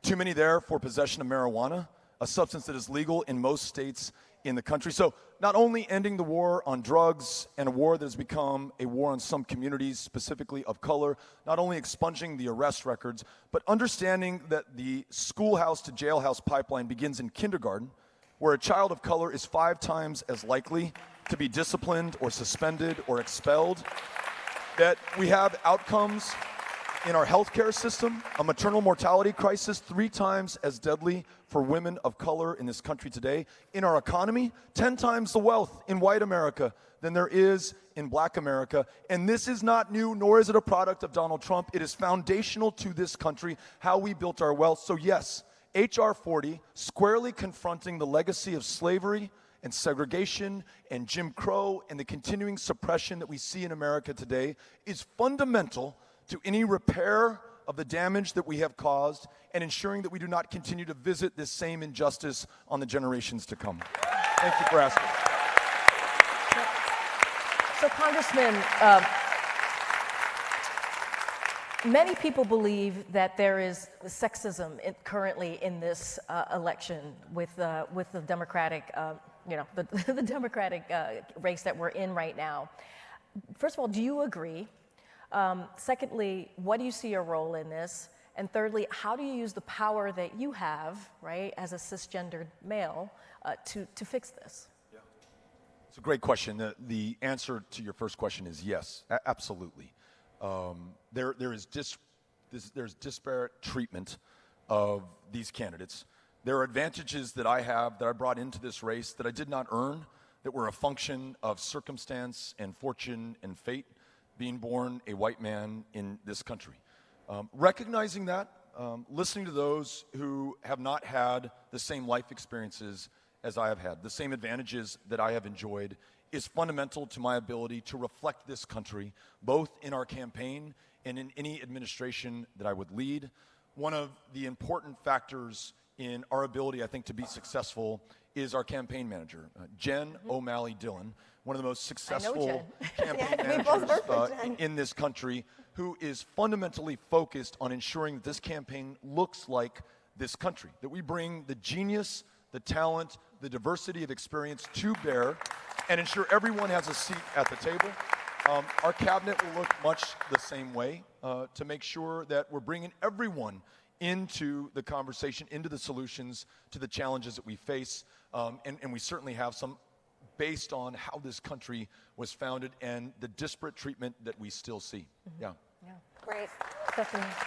Last question here. We're in the Bay Area, the heart of the tech community, right? And many people believe that these companies have amassed too much power and are playing a role in our country and in our social dialogue today that is harmful. Do you agree? And what do you think could be done about this? I agree with the premise of the question. Belatedly, I think many of us have realized that people have now become the products on these social media platforms. Our private experiences, our lives are being traded and sold very often without our awareness or our permission. You add to that a Congress that has been bought and paid for by political action committees. The only way to explain in 2017, your representatives, well, maybe present company excluded, but representatives in Congress voting to allow internet service providers to sell your private browsing data, and think of the funkiest, weirdest places you've been online, to the highest bidder without your permission or your consent, signed into law by our president, totally at odds with consumer protection, with their constituents. But if you follow the dollars, who paid for that access, that influence, and those outcomes, you begin to understand what's at play. So this campaign that doesn't take a dime from a single political action committee or corporation or special interest or lobbyist will be squarely focused on people and their interests, holding these social media companies accountable for the way that they treat our private information and making sure that there are consequences and accountability and justice when they fail us. So I want to make sure that we do that in this next administration. All right. All right. Thank you, so Congressman much. O'Rourke. Thank you all very much. Gracias. Thank you. Thank you so much. If you can tell Jen I said hi. I will. Yeah, good to see you. Good to see you.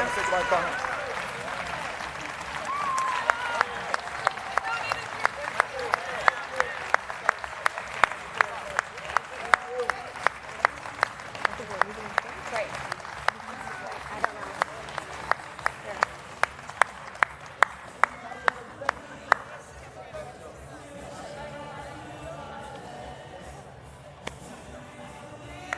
All right. All right. You have just listened to 4 presidential candidates. Come on, move on. Oh, what a fantastic time we are out here having. So listen, we are going to take a 20-minute break.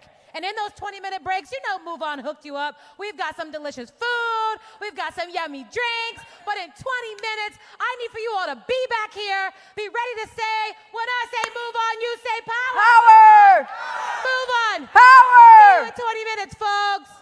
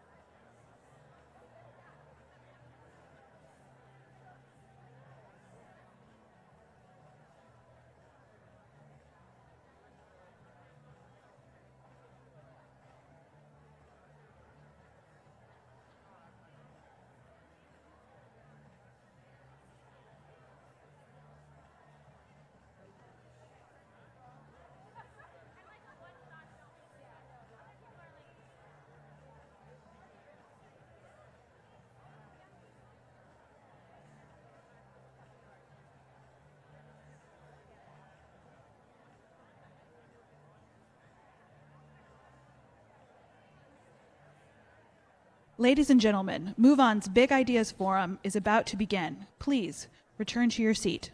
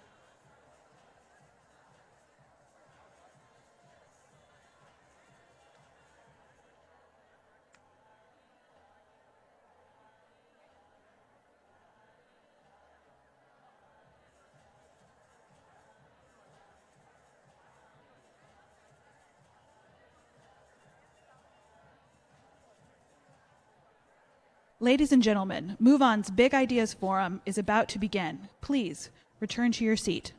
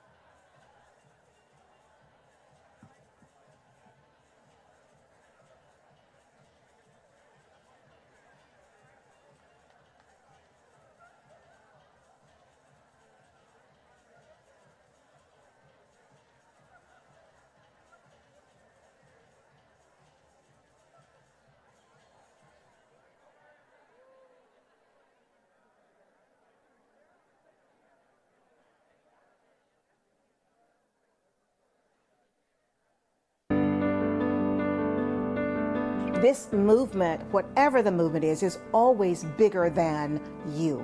It's a community effort to help somebody else. I was actually a student at Marjorie Stoneman Douglas High School. I was there for 1 year, freshman year. It affected me so deeply. I couldn't work. I couldn't stop crying. I was just not a human being for a week. That tragedy catapulted me into becoming an activist. Growing up, I remember speaking Spanish once in school, and I had a teacher spit at me in my face, and she said, "Go back, you wetback, go home." I sincerely thought that we were past this stuff, but in this administration, there's no difference between what is being said here today with what was said when I was a child. When I was in my 40s, I was a single mom raising a young teenage daughter. I was diagnosed with multiple sclerosis and became disabled. and consequently lost my business and my health insurance. When the ACA was signed into law, I was able to get the care that I so desperately needed, and my daughter got her mom back. I train MoveOn members to make phone calls and speak to neighbors. Anybody can learn how to do this. I went from being immobilized to being a thriving organizer and mobilizer with MoveOn's help. I first began organizing with MoveOn. I was actually really nervous to organize. As a typical millennial, I like to be behind my screen and do all my activism from there, but it's definitely more powerful to go speak to voters face to face. It's human nature for us to take care of each other. And I don't want folks to be in fear like I was when I was a kid. It's not just about where you are in life, it's about the larger view of what life should be for everybody. We should have good education systems, we should have good health care, we should have a safe environment, we should have safe streets, and trust that the police department is going to treat people fairly regardless of the color of their skin or where they live. I think a lot of young people are disengaged from politics because we feel like our voice doesn't matter, but there are a lot of us.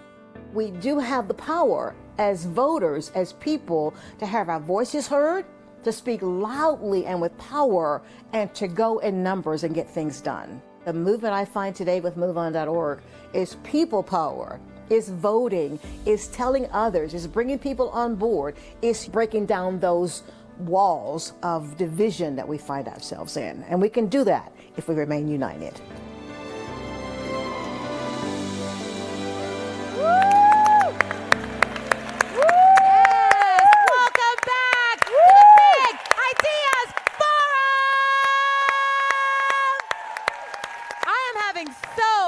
Fun up here. And can we give another shout to Corrine and Stephanie?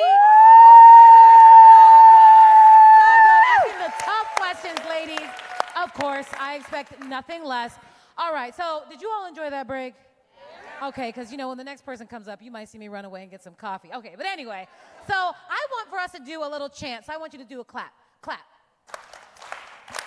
When I say move on, you say power. Move on. Power. Move on. Power. When I say move on, you say power. Move on, power. Move on, power. When I say move on, you say power. Move on. Power. Move on. Power. When I say move on, you say power. Move on. Power. Move on. Power. Good job, y'all. Woo! Okay, so I've been standing up here moderately quiet, but I am loving all these conversations around the economy. Who's feeling it? Who's feeling it? Around the racial wealth gap, immigration, so many amazing things that folks are talking about today. But I am so excited to introduce our next presidential candidate, the senator from New York, Kirsten Gillibrand.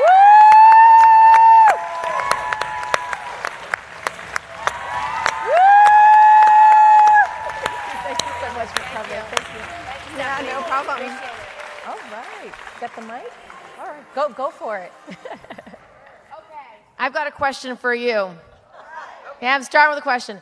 What does the United States have in common with Papua New Guinea and no other industrialized country in the world? Can you guess it? Come on, ladies. Can you guess it? Hey, leave. Ladies. We don't actually have a national paid family leave program. So let me tell you about why this is important. Because of that, we force workers every day to choose between earning a paycheck and caring for their families when they need it. And, exactly. And it is such a drag on the U.S. economy. It's something that actually harms us, our economy, and our families. So let me tell you the problem. Every worker in America, every single one, is going to have a moment in life where they have a crippling decision to make. Do they bring home a paycheck, or do they care for a loved one who needs their help urgently? Whether it's a parent who's dying. I had a worker, my speechwriter, and his mother was suffering from cancer. And he knew that he needed to be by her side for at least a few weeks before she passed. I made sure my office had paid leave so he could do that. There are so many instances where workers need to meet a family need that's really real, whether it's a new baby, whether it's a sick child or a sick family member, or you're sick yourself, or an ill spouse. So the truth is, this is something that's going to affect all of us. And it doesn't just affect us and our ability to provide for our families, but if you are a low-wage worker, or you are a worker who doesn't have access to leave, which is 8 out of 10 of us don't have access to paid leave, you do have to make the choice. Do I earn the paycheck that actually feeds my family, or do I meet the urgent need?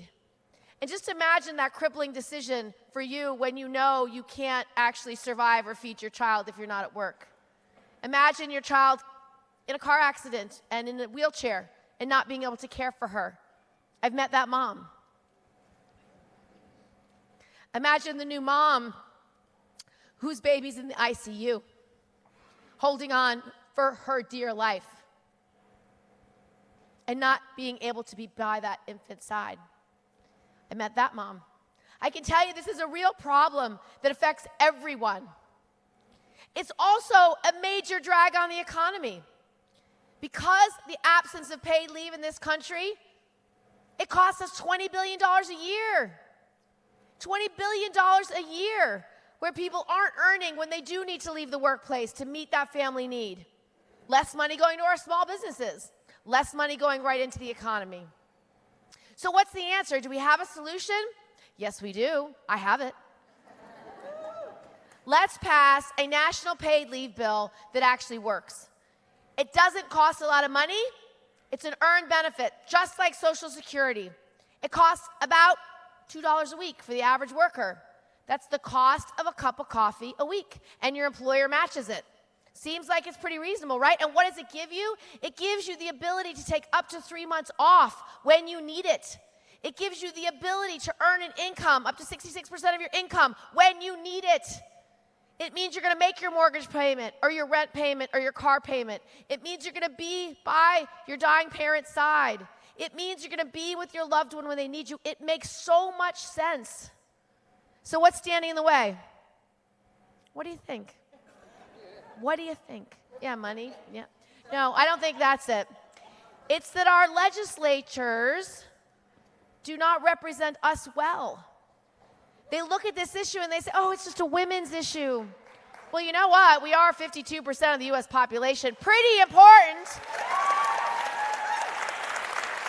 And it is a women's issue, but it's also an economic issue. It's an issue that affects our small businesses.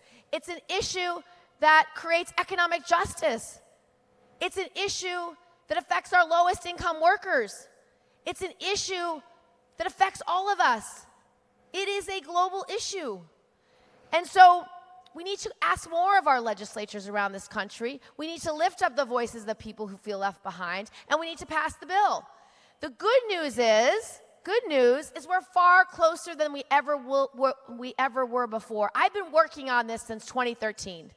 When I started working on national paid leave, I only had a handful of Democrats who even supported it.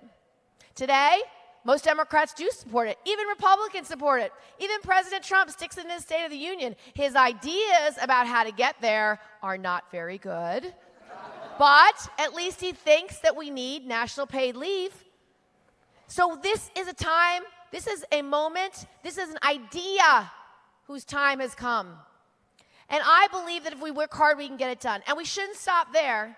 We should also pass my entire platform of ideas called the Family Bill of Rights, which is a fundamental piece of ideas and legislation that helps all parents be able to provide for their kids. It first ensures a safe pregnancy. It ensures that everyone can have access to being a parent, our LGBTQ couples, so they can adopt. Making sure people who need access to fertility treatments can get it and have it be covered by insurers and low-income people. Make sure that first month of life that child survives. Having baby bundles where you bring home everything the baby needs in the first month of life. It works in states and countries around the world. Making sure we have national paid leave and making sure we have universal pre-K and affordable daycare. Common sense, simple solutions. So I hope you will join me in fighting for paid leave, because the truth is, it's going to happen to you. And this solution is so elegant because it helps small businesses who could never compete. It helps the 8 out of 10 workers who don't have access today. And you know what? We know it works. You've had paid leave in California for 10 years.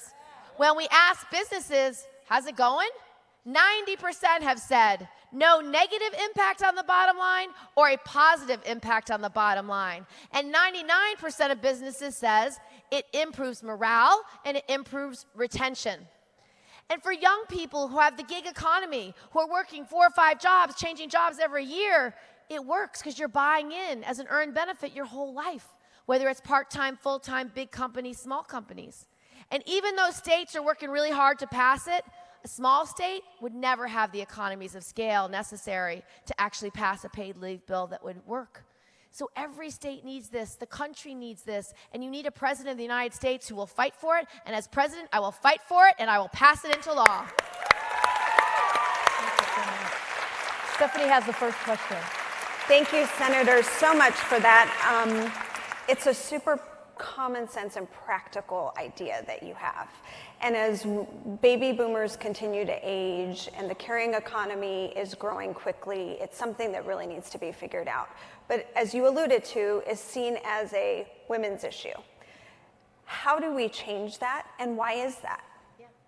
So I don't know why it is, because I think a lot of our legislators are male.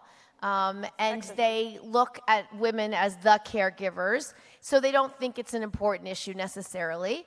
But we can change that, because they do need paid leave too. Yes. And they need access to that safety net, so when a loved one is sick, they can take time off and not be able to choose between that paycheck and their family members' lives.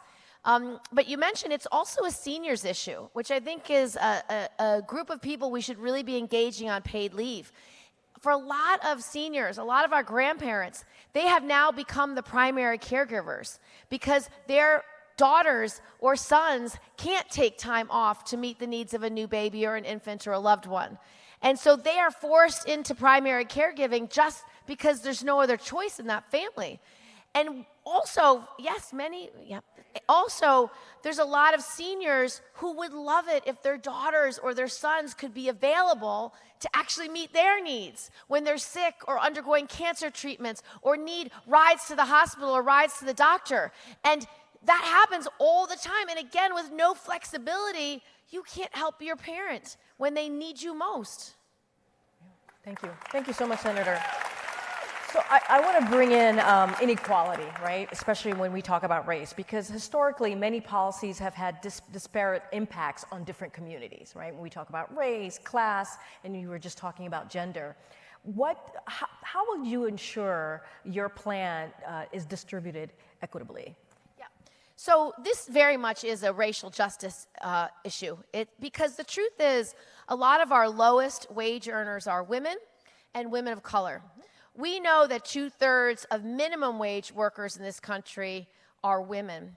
And because there's no national paid leave, every time a woman has a family emergency, a new baby, or a sick loved one, they have to choose between earning the paycheck and actually meeting the need. So for a lot of low-income women, they quit their jobs. When you quit your job, you rarely ramp back on into your industry at the same pay or the same seniority. And so as a consequence, lower wage workers, they never get off the floor. We call it the sticky floor. It just keeps pulling you down and pulling you down because you never can get out of a minimum wage job. So for Black women, for women of color, low wage women, national paid leave will allow them to earn at their fullest economic potential.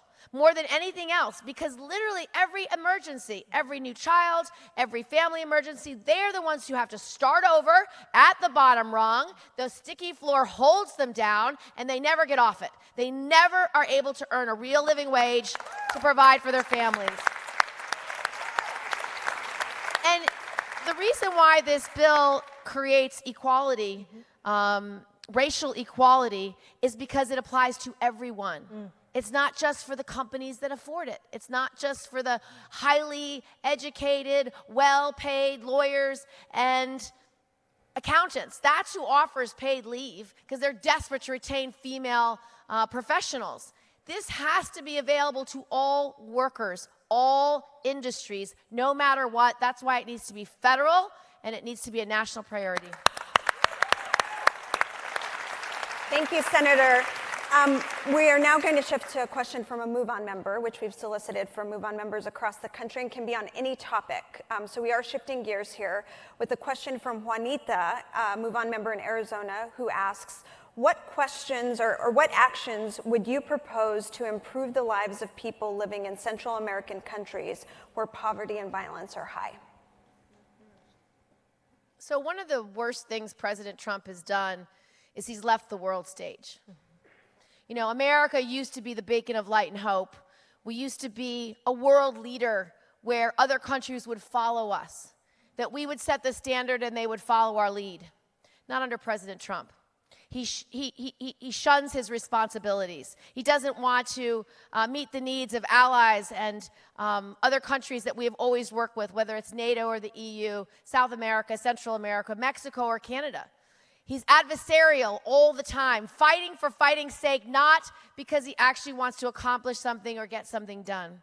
So there is no better example of this than the blind eye he is turning towards Central and South America, to suffering, to civil wars, to gang violence, to drug violence, and he's closing our border. He's putting up a wall to say, we're not here for you. He has radicalized and upended the entire nature of asylum in this country. We used to be a country where we welcomed people. Emma Lazarus' poem, send us your tired, send us your poor, send us the huddled masses yearning to breathe free. It used to stand for something. The Statue of Liberty used to stand for something, but he's unwilling to help refugees from Central and South America right now. So what I would do as president is two things. Number one, I would use our investments, our political will, I would use our diplomatic efforts to help stabilize those countries. Because I can tell you, just imagine yourself. Imagine you have a boy, a teenage boy. Imagine if he stays in your community. He will not only be taken into a gang, but he will most likely lose his life within a year. What would you do? What would you do? Would you send him to a country that he might have a shot? Would you? I would.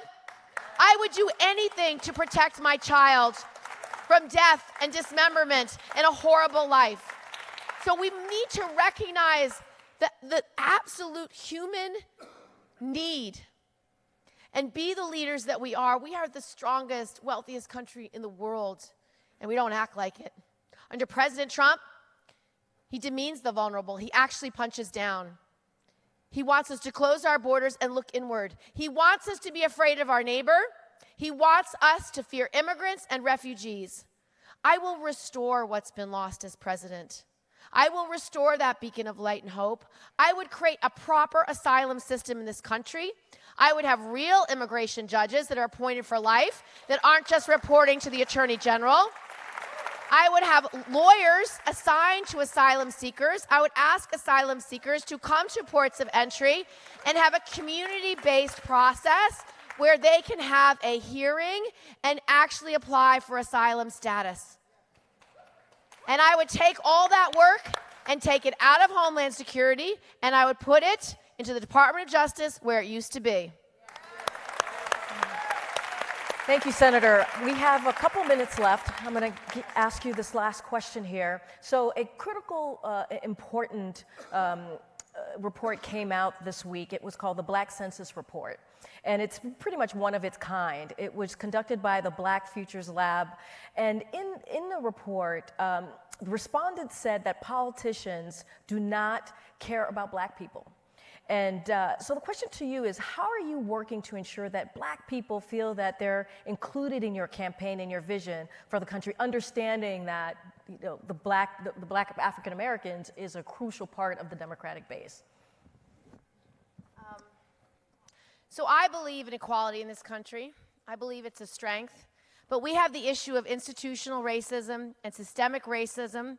We have the issue of income inequality, and we have an issue of the wealth gap between Black America and white America.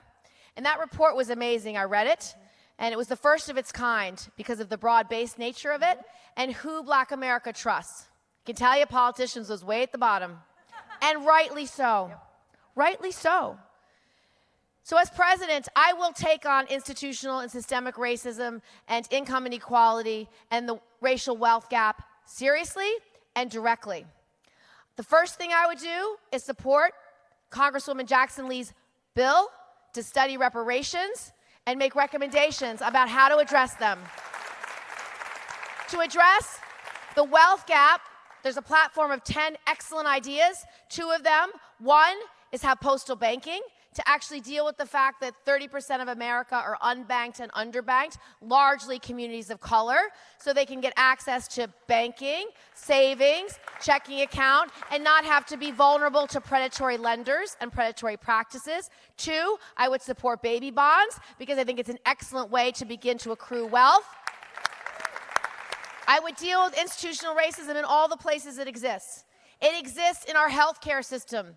It exists in our education system. It exists in our economy, every aspect of opportunity.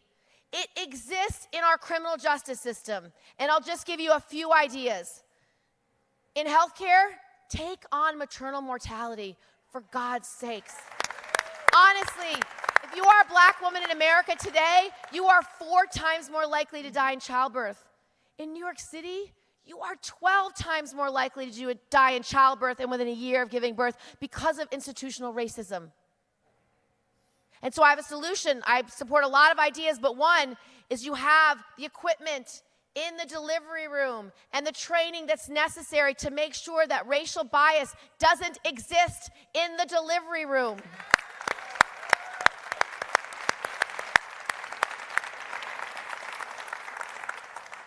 On criminal justice, 2 ideas. Let's decriminalize and deregulate, deschedule marijuana. Do it. Because the racial issues in how enforcement is made. If you are a white young man in America, you are treated very differently than if you are a Black young man or a brown young man. In fact, if you're Black or brown, you are 4 times more likely to be arrested for possession of marijuana despite the same usage. So let's actually decriminalize it and restore the communities that have been held back because of the unfair enforcement policies, and then fully deschedule it so that patients can get access to the medicine that they need. One other idea, end cash bail. End it. End it.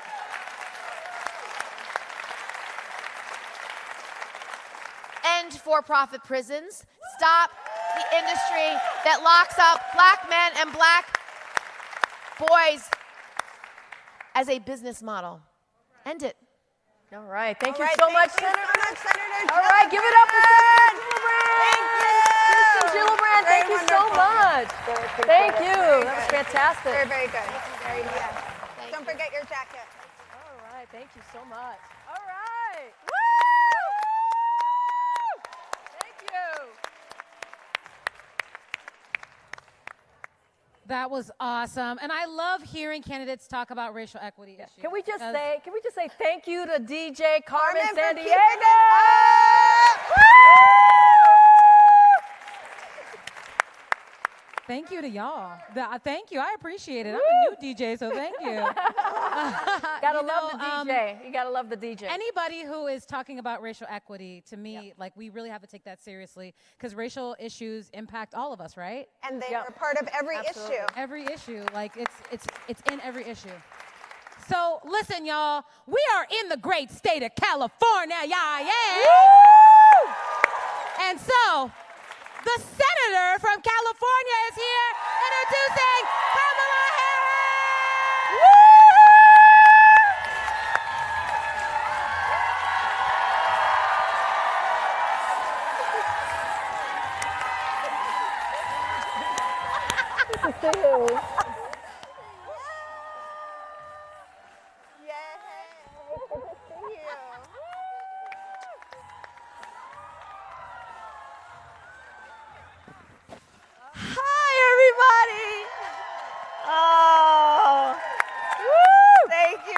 on, thank you, all these leaders. Thank you, thank you, thank you. Okay, the clock is ticking. I got 5 minutes to give you my idea. I got a lot of ideas, but I'm going to share one of them with you, and it's about equal pay. Okay, so here's the thing. 1963, what happened? Many things. Equal Pay Act was passed. So that said, hey, look, women aren't paid equally as men for the same amount of work. So we need to obviously have a law about it because otherwise we can't get people to do the right thing. 1963 is passed. Fast forward to the year of our Lord, 2019. Women are paid 80 cents on the dollar to men. Black women, 61 cents. Native American women, 58 cents. Latinas, 53 cents. I like the cap that you're wearing. Enough, exclamation point. Right? Enough. Because it's not a debatable point. It's not a debatable point. It has been the case for decades that women are paid less than men for the same work. So that's off the table for discussion. Is it an issue? The issue is what are we going to do about it? Because most importantly, the goal is not just what are you going to say about it, how are you going to get to the point that women are paid equally as men, right? So, okay, so we had some great advancement. President Obama, first thing he signed, Lilly Ledbetter Act. It was incredible. It was important. Lilly Ledbetter, incredible woman. She's still around fighting. And so we got it so that women could actually litigate the case. They could sue. Didn't have to worry about a statute of limitations. Okay, so here's what I'm proposing. Big idea. So here's how it works out. So let's say the woman is working. You know, maybe she's got the guy who sits next to her if it's an open space. Maybe he's in the cubicle next to her. And they, you know, they're doing the same work. And then maybe they meet at the food truck, or on the elevator, or, you know, old school at the water cooler, right? And they're talking about, I don't know, what they got the kids for their birthday. And she's like, you got your kids some really serious stuff. My kids didn't get that. I wonder what's going on here. I wonder if we're paid the same amount. And then the other things start happening. You know, he rolls up in some car, and it's kind of, you know, out of her pay grade. She's like, what's going on here? So she goes to the supervisor. I'd like to know if John and I are getting paid the same amount. The supervisor says, I can't tell you about salaries. So then she goes to EOC, and they say, well, you know, give us some more information. Do you have anything else, right? So that means she's got to, on her own, start investigating. And then maybe if she gets enough, she can take a complaint, and then maybe she even has to take it to court to sue on the issue, sue the employer, which means she's got to come out of her own pocket for a lawyer. This is a working woman who's got a job. She may have kids. She may be a single mother. And we're putting the burden on her to make sure the employer is doing what, by law, they're required to do. So here's my big idea. Shift the burden. Okay, right? So what I am requiring, and will require when elected President of the United States, is that the burden will shift to the employer to prove that they are paying women the same amount as men for the same work. And this is then about transparency.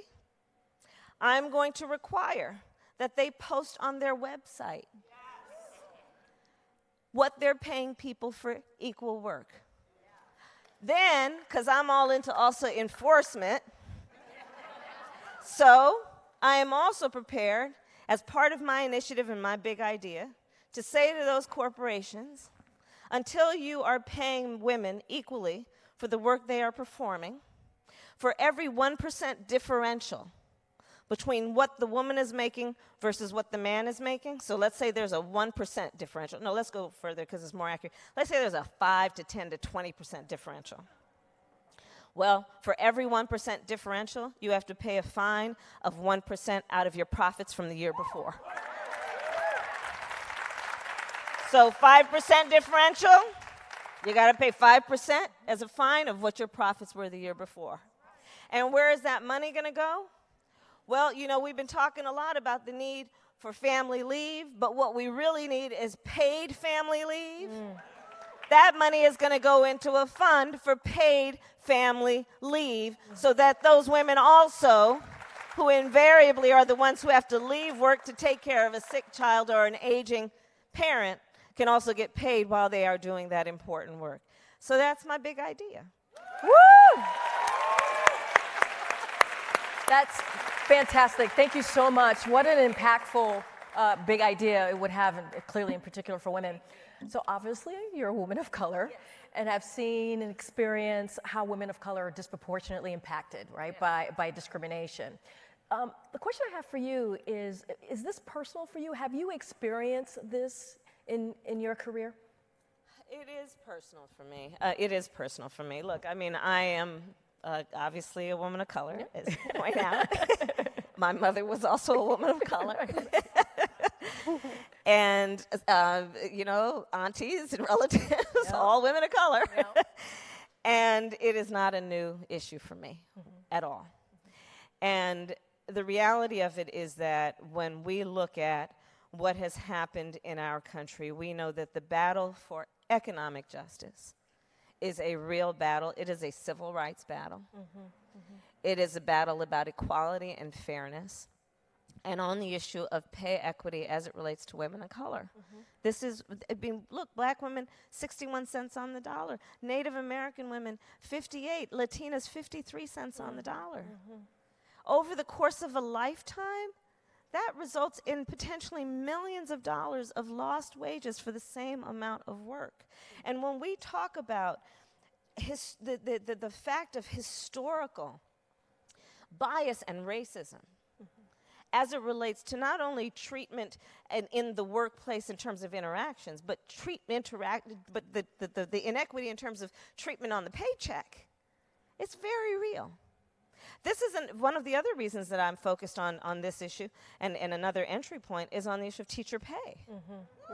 So, can I have another big idea? So my other big idea is that teachers are paid on average 11% less than similarly educated professionals. In our country, 94% of teachers in public schools come out of their own pocket to help pay for school supplies. I'm meeting teachers who are working 2 and 3 jobs to help pay the bills. And, you know, it's clearly, one, we know that classically and historically and currently, teaching has been a job for women. It has been a woman's job. 70% of the teachers currently in public schools are women. And so when we look at the pay equity issue, let's understand that there is clearly a connection between the fact that this is a profession that has been performed by women and they're paid less than similarly educated professionals. So what I am proposing is what would, in the history of our country, be the first federal investment in closing the teacher pay gap, which is approximately $13,500 a year. $13,500 a year in most places is a year's worth of mortgage payments. $13,500 a year is a year's worth of grocery bill. That $13,500 a year is putting a significant dent in student loan debt, which is one of the biggest barriers to our students coming out of school and being able to enter this profession they may love. And let's put the context of it not only in terms of gender, but also race. Do you know that if a black child has a black teacher, before the end of 3rd grade, they are 13% more likely to go to college? If a black child has had 2 black teachers by that time, you can double the number in terms of the likelihood that they will go to college. But we also know black students graduating college have greater debt than other students. So these are all correlated, these issues. Because if you combine the student loan debt with the low salary, how are we going to have black teachers, as a specific example, who want to teach, who want to engage and open up a child's mind to the wonders of science or engineering or math or art or music? How are they going to be able to afford to come out of school and do that? So all of these issues are connected. Next question, Senator. On implementation of your first big idea on the gender pay gap, not everyone works for a corporation. Yes. And a big... Hey. No. Hey.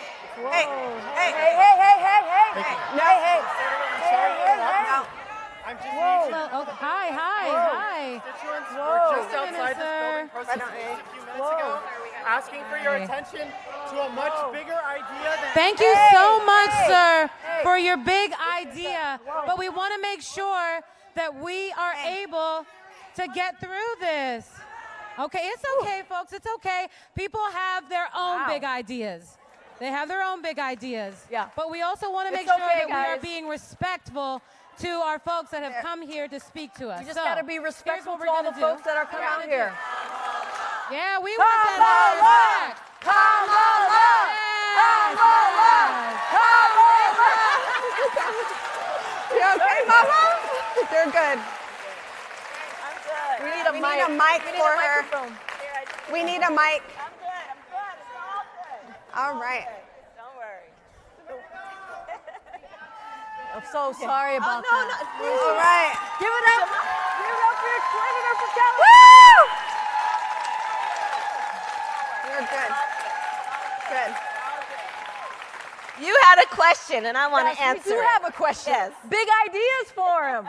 Yes. Okay, we're going to actually go to a MoveOn member question, which is from Ryan from South Carolina, who asks, what steps would you take to gain and protect the rights and lives of all LGBTQ people? It's Pride Month here in San Francisco. It's really important with conversion therapy gaining momentum in evangelical churches and that conversation taking on more of a national conversation and the continuing rise of the murders of the transgender community, and given vocal critics of the Equality Act, what would you do to protect current and future generations of LGBTQ Americans across the nation? Yeah, that's a great question. And first of all, I'm acutely aware of it. Even when I was Attorney General of California for 2 terms, we published the hate crime statistics every year. And the level of hate that has resulted in acts of violence and sometimes lethal in proportion is not only unacceptable, but is something that we all need to be aware of in understanding that these forms of hate are very real. Yes. And we need to speak truth about it. And we need to understand that over the last couple of years, that hate has received new fuel that has been fanned by this administration. Yes. And so here's what I say. Whenever and wherever that hate displays itself, it is incumbent on all of us to stand up and speak out, and it is incumbent on all of us that whomever is the target of that hate, we must never make that person fight alone. And now I will talk about the specific issue of, in particular, what's happening with our transgender community. Years ago, when I was elected DA of San Francisco in 2003, and shortly after, we saw a series of homicides against members of the transgender community nationally. You'll remember some of them. And then there were the cases like Matthew Shepard and Gwen Rahu. And there was this thing happening in courtrooms where the killer would offer a defense. They called it the gay panic defense. Ooh. Remember that? And they would suggest to a jury that their state of mind was that basically they weren't composed at that moment. It wasn't intentional, that they panicked when they realized that the person they're with was transgender. Bogus. Bogus. Bogus. So, back when I was DA of San Francisco, knowing this was happening, and also knowing that with pride, I say, we have some of the, I think, nationally and internationally best known experts and advocates and leaders in the transgender community, I decided to create a training for prosecutors around the country to come to San Francisco. I hosted it at my alma mater at Hastings College of the Law, up the street, and brought in all these prosecutors, DAs from around the country, and we created a whole curriculum to train them on how to defeat this gay panic defense. And we brought in leaders from the transgender community to talk about what their life experience was like, to talk about what had been happening, to tell stories that many of these prosecutors never heard, but to make sure that we would understand that when any prosecutor says that they represent the people, that means they represent all people. and that all people should be treated with dignity and respect, and these issues should be known. Moving forward, I would say that we have got to also, we have to, transgender men in the military, we have to fight against that. The fact that these men and women have sacrificed already, and others are prepared to sacrifice their life in defense of our country, and that anyone would shut the door on them is unconscionable and unpatriotic as far as I'm concerned. And then we can go on and on about, I put this issue as so many issues that deal with hate in the context also of this. The President of the United States has so many immense powers that include the power that comes with this thing. And when this thing then is in her hands, it must be used in a way that is about elevating public discourse and used in a way that is about educating the public about things they might otherwise not know. And it must be used in a way that is not about beating people down, but about lifting people up. All right. So we've got about 3 more minutes left. I wanted to ask you about Medicare for All, as a supporter of Medicare for All, and many MoveOn members are supporters of Medicare for All. What would you say to someone that's skeptical of it? Yeah, so, okay, and there are some. First of all, I think the greatest source of concern and fear is, will I lose my doctor? Like, if we sift through the concerns, I don't hear many people, I'm traveling the country, I don't hear many people saying, I want to keep my insurance company. Right? So true. Ain't nobody trying to fight for their insurance company. Yeah. People know their insurance company is the source of jacking up their premiums and their co-pays and their deductibles. So that's not what that's about, right? Yeah. And so the response that I offer is that you should know 91% of all doctors in our country are in Medicare right now. So the odds are very low that you would have to give up that doctor you like and you trust and that may have been the pediatrician for all of your children. You shouldn't assume that that's going to happen because it's very likely you will keep your doctor. The other piece of it is to understand that it is the insurance companies and the pharmaceutical companies that have been jacking up prices constantly. And the story I like to tell, and many of you have read about, probably read about it, it was in the New York Times, but it's a story, and it's a story that happens all over America, so I will just adapt from that story, but the general point being, in any place in America right now or this evening, there will be a parent whose child has an uncontrollable fever, who calls the doctor or 911 and says, what should I do? And they tell the parent, take that child to the emergency room. So then they drive to the hospital, and they're in the parking lot of the emergency room with a hand over that child's forehead, hoping that fever is going down, while staring at the front doors of that emergency room. Because, you see, that parent has insurance. But they know as soon as they walk through those sliding glass doors, they're looking at a $5,000 copay. They have insurance. So when we talk about Medicare for All, it's about taking that out of the equation. It's about putting everyone in the system. It is also on the subject of the pharmaceutical companies about saying this. It's like the reason that we support organized labor, because nobody should be made to fight alone, right? So we don't want to require any employee to have to fight for wages and benefits against the employer. That's why we say we're going to support collective bargaining, because there is strength in the collective, especially when it is against a very powerful entity or interest. So on the issue of Medicare for All and the pharmaceutical companies, listen, their bottom line is profit, not public health. And they keep jacking up the prices. Do you know 1 in 4 diabetes patients in our country cannot afford their insulin? There is a syringe that, when applied, can save the life of someone who has OD'd from opioids. Do you know that syringe can cost up to $4,000? So with Medicare for All, everybody's in the same system. which means we can then collectively bargain against the pharmaceutical companies to bring the prices down. So these are all the reasons I support Medicare for all. Thank you so much, Senator. Thank you so much. Yes! Woo! Fantastic. Give it up. Give it up for Senator Kamala Harris. You are fantastic. Thank you so much. I'm so sorry. Let's get a picture. Let's get a picture. Woo! Yeah.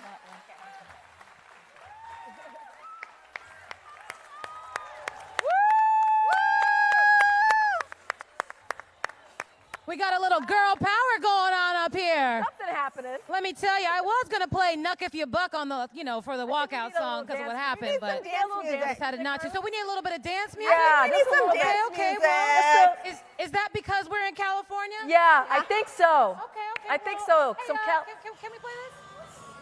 Come on, y'all. Welcome to California. We're having a dance party. Yeah, California. All right. All right. Get the blood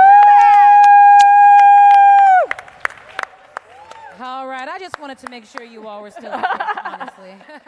Thank you, ladies, for indulging me. All right, so we've got 2 more candidates left to go. Introducing the Secretary, Julian Castro.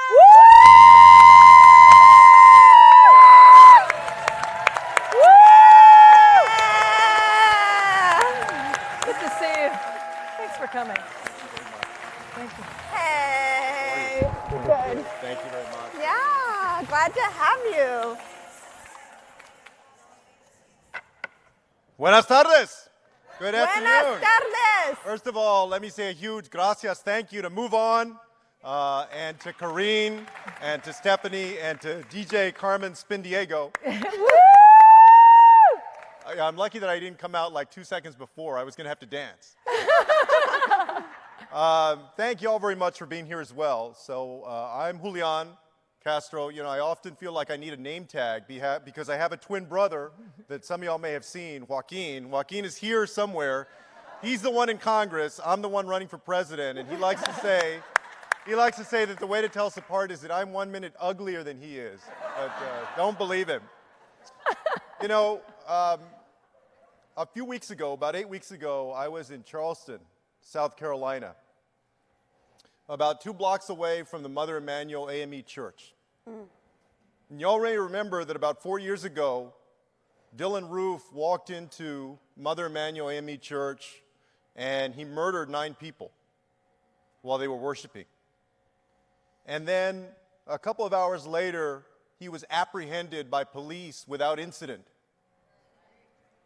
And it made me think, as he should be apprehended without incident, but it made me think then, what about Eric Garner? And what about Philando Castile? And what about Pamela Turner? And what about Jason Perro? And what about Tamir Rice? And what about Laquan McDonald? And what about so many others? What about Stephon Clark? And what about Antonio Arce? What about all of those young men and women whose lives were lost because of police violence? We're going to say their names. The thing is that how many of these videos do we have to watch to understand that even though we have some great police officers, this is not a case of bad apples. The system is broken. The system is broken. The system is broken. So let's fix it. On Monday, we're going to unveil a plan to reform policing in the United States, to ensure that no matter who you are, what the color of your skin is, what neighborhood you live in, how much money you have or don't have, what you're doing in your life, walking down the block, hanging out at your house, having a barbecue in the park, going about your business, that you're treated the same under the law. And Stephon Clark's story is a good example of that. Police were in search of a young man that they believe had committed a crime, and they started running after Stephon, And they went into the backyard of a home and went around a blind corner. And within a couple of seconds, they had fired 20 shots and killed Stefan. It would seem like he was at the wrong place at the wrong time, except he was in his grandmother's house, in her backyard. So how do we fix this broken system? Number one, we're going to work to end over-aggressive policing. Secondly, we're going to hold police departments and police officers accountable in this country for excessive force. And third, we're going to work to heal the divide that too often exists between communities and police. We're going to do things like demilitarize our police, stop selling them weapons of war. We're going to work with Congress to stop and frisk and racial profiling in this country. We're going to hold them accountable by passing a national use of force standard that says you can only use force if life is imminently threatened and there are no other reasonable alternatives to that force. And we're also going to track the use of excessive force by police officers, because too often times that's not reported to the FBI. It's voluntary right now. We need to make it mandatory. And we need to create a public database so that the public and departments that hire across the United States understand the track record of officers who have used excessive force. Because too often times an officer will have an incident in one department and just move on over a few miles to the next police department, and that's unacceptable. We need a way to track that and to hold officers accountable. We're also going to work to heal the divide that too often exists between police and the community. You know, we got to support organizations that are doing great work to bridge that divide. Across the bay in Oakland, Pastor Mike and his team are doing some of that work. We need to build trust with community and police by ending 287G agreements that turn local law enforcement officers into federal law enforcement officers. And we need to ensure as we go forward that we work with police departments to improve recruitment and to invest in community policing. I'm convinced that we need a president that is going to be a president for everybody, and also one that is not afraid to tackle even the toughest issues and the most controversial ones. That's why I was the first candidate to release a comprehensive immigration plan. And that's why I released an education plan about 2 weeks ago that works to dismantle the birth to school to prison pipeline so that we end the experience that too many people in this country have of ending up incarcerated without ever having a first chance in the first place. We're going to give them that first chance. We're going to make those investments, and we're going to reform policing in the United States. Thank you all very much. Thank you so much. Thank you. Thank you so much. Yeah. Have a seat. Stephanie has the first question for you. First of all, thank you for that truly big and bold idea and for trying to tackle this problem. Let's give him a round of applause for that. Thank you. You alluded to this, but police brutality is bigger than a federal policy issue. It's deeply, deeply rooted in hundreds of years of history in this country and society. So how do issues of race and other societal issues feed into this, and what are some of your other plans to address those? Well, you're right. It's much bigger than just the relationship between a police officer and what he or she encounters on the street. It's much bigger than just police reform. It's about reforming our criminal justice system. I believe that we should do that, sentencing reform, investing in public defenders, cash bail reform, right? But it even goes beyond that. It's making sure that we do things like universal pre-K for 3- and 4-year-olds so that everybody gets a strong start in their life with education, no matter who you are or what neighborhood you come from. It's making sure that everybody has health care in this country. It's making sure that we have a 21st century safety net, and that we do this with a critical eye toward the way that this affects communities of color. Because it's one thing to say everybody is going to have health care or everybody's going to have universal education, but you know that people are treated differently based on the color of their skin or where they come from in our healthcare system, our education system. So we need to address that too.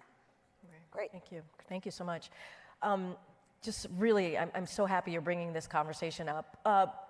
So we often read reports of officers accused of police violence in Black and brown communities, but rarely about charges, right, that brought against them, and even less about actual convictions. How can communities hold police officers accountable in the greater justice system that is not also accountable? Yeah. Thanks for the question. You're right. I mean, how many times have we seen when you have body cam footage or you have very compelling video, the Rodney King incident, more than 25 years ago now was a great example of this. But you have either prosecutors who won't prosecute or juries who take on a case and just won't find a defendant guilty. We need to change that. The good news is that that's begun to change. You've seen over the last couple of years that more prosecutors are making the case, more grand juries are indicting, and more juries have actually returned verdicts finding officers guilty. I believe we need to start, number one, by supporting only prosecutors that won't be afraid to make the case in local communities throughout the United States. And also, by ensuring that people know their rights, because oftentimes people are afraid to come to the police, and increasing transparency. Body cams are a good start, but also creating that database that I talked about so that we can track officers who have a history of using force excessively. By shining a light on a system where there's been way too much darkness in the past, I think that we can bring about a change and see to it that in situations like Laquan McDonald's or Walter Scott's or so many others, that we get justice. Thank you. All right. So next we're going to shift to a MoveOn member question, and these can be on any topic. They're for MoveOn members across the country. Francesca from Massachusetts writes about what change will be made concerning African American women before, during, and after pregnancy to protect them and ensure their babies have a positive outcome. As you know, the American maternal mortality rate has doubled in the last couple of decades. The news is even worse for women of color, who are 3 to 4 times more likely to face that risk. And so to Francesca's question, what would you do to make sure that there would be a more positive outcome for those women? Great. Thank you for the question, Francesca. So let's take this the way that it was asked. We have a tremendous challenge in this country, really a tragedy, that the maternal mortality rate for African American women is sky high compared to white women and other women in this country. What do we do about that? Number one, that's why we need to have universal health care. It's also why we need to invest particularly not just in reproductive freedom, but reproductive justice to make sure in communities of color and in poor communities that women are able to get the healthcare services they need, that they have access to cost-free birth control if they want it, in addition to healthcare, that they have access to good prenatal care, right, for the baby and for themselves, that during their pregnancy they have that access, and also afterward that they have the healthcare they need to ensure that the baby is healthy and that they are healthy too. But we need to go beyond that. We need to also address the fact that too oftentimes they're treated differently by healthcare providers, right? And incentivize and require healthcare providers to develop guidelines and policies in their institutions so that whether the color of your skin is black or it's white or it's brown or whatever it is, that you're treated the same way, that you're given the same level of care, that you're respected as a human being in the same way. That's what we need to do. Great. So I wanted to ask you about an issue that's been in the headlines, rightfully so, these last couple of weeks, which is abortion. Yeah. The attack on abortion, the attack on women's rights, the attack on women's right to choose. So Alabama recently passed a bill that would essentially make all abortions in the state illegal. Georgia, Ohio, and numerous other states have similar laws. How do we fight back and expand reproductive freedom in this country? Number one, we need to vote out those politicians that put those laws into effect in the first place. And MoveOn has been, the folks here in this room have been a large part of galvanizing people in local communities and in states across this country to do that. In these congressional elections and state elections, we need to recruit great candidates that can run against some of these people, whether it's in Georgia or Alabama or other communities. But also, we can support legislation in Congress that will cut off the ability of these states to pass these draconian laws. And there is legislation right now, the Women's Health Protection Act, that would do that. I support that, so that states don't race to the bottom in terms of abridging a woman's fundamental right to choose. And what we see in Alabama, in Georgia, in Missouri, and a number of other states is an all-out assault on that right. If I'm president, I'll make sure only to appoint judges to the federal judiciary that respect a woman's right to choose and that will uphold Roe v. Wade. Because we know what the stakes are. We know what the stakes are. This next president may well get to appoint 1 or 2 Supreme Court justices. You're going to get to appoint a number of federal appellate justices and many, many federal district court judges. So it's important that we appoint judges that embrace progressive values and understand the right to choose. Thank you. This will be our last question, and it's a question that I've been wanting to get in all afternoon, but we've been running out of time, which is you have a historic candidacy, right? You are the only Latinx candidate in the race today in 2020, so hats off for that. And 32 million Latinos will be eligible to vote in 2020. What does that mean in this moment in time where Latinos have been such a target of Donald Trump, and immigrants have been such a target, but Latinos in particular have been a target of Donald Trump?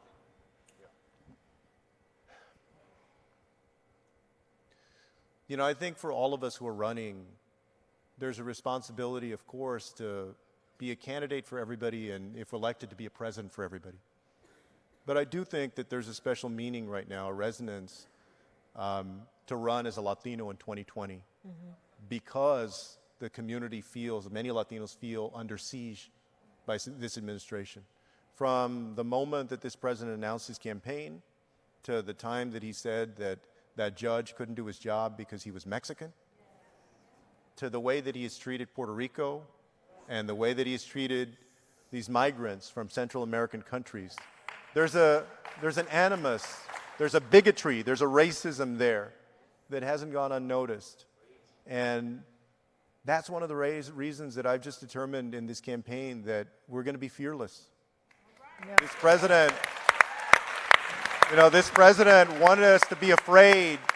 He wanted us to be afraid of putting forward our own vision on immigration.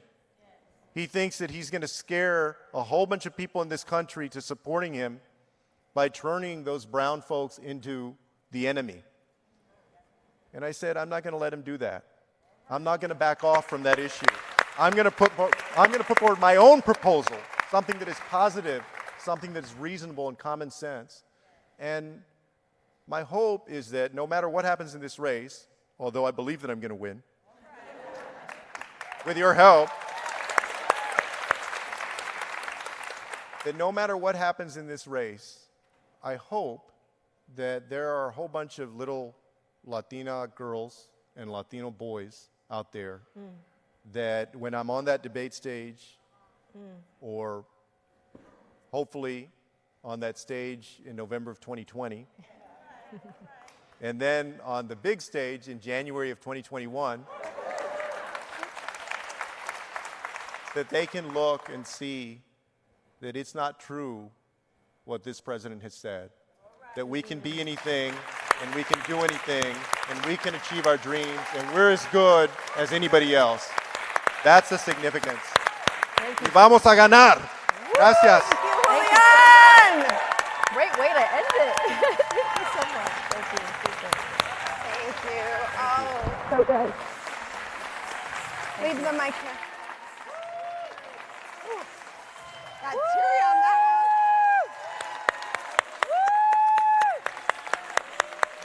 Give it up. I tell you what, he was speaking truth to power. Okay? Yes! Julian Castro, yes! All right, y'all, we have one more presidential candidate! Woo! And I am so excited to hear all of her big ideas. So are you all ready? Yeah. Are you all fired up? Yes! Well, bringing to the stage the senator from Minnesota, Amy Klobuchar! Woo! Woo! Good to see you, Senator. Good to see you. So great. So good to see you. Thank you. All right. The stage is yours. Thank you. Well, thank you, MoveOn. Thank you for your leadership. I lost my voice in a bar in Reno. Long story. But I'm gonna try my best here. We've had a great day in San Francisco, and I am excited to talk about my big idea. So all these great, I'm the last one. That's when you go, yeah. Okay, but it's important because I'm perfect for the last one. Why? Because you've heard all these great big ideas, right? Things about immigration and pay equity, and Julian just talking about criminal justice reform, and all of the work that you want to get done here when it comes to climate change, right? Well, we're not going to be able to do any of this until we take back our democracy, right? There is just no way. And you look at what has been happening in this country, right? Just this last week, the Secretary of State of Texas had to resign because he had admitted that he was part of a fraudulent scheme to push voters off the rolls, right? You look at what happened in North Carolina, where they had a bunch of stuff they did in their state that tried to get people so they couldn't vote.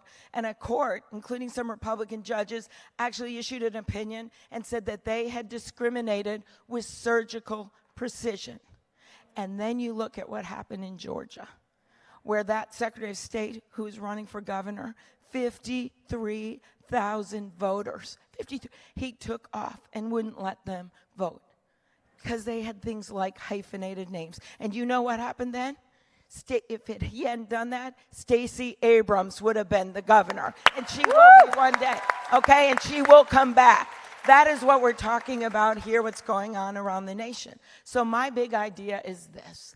Once we take back that presidency, and we will, okay? Look what we just did in 2018. Once we do that and we keep the House take back, what we have to do is pass a national federal law to register every kid to vote in this country when they turn 18. That is my idea. Not just the 17 states, not just the 17 states that are doing it now, but all across the country. You know what this would mean? In 1 year, estimate 22 million more voters. And right now, when you look at the numbers, 1 in 5 people aren't registered to vote. And the numbers are even worse and harder for African Americans and Hispanics. And the only way we have a democracy that works is if everyone has a seat at the table.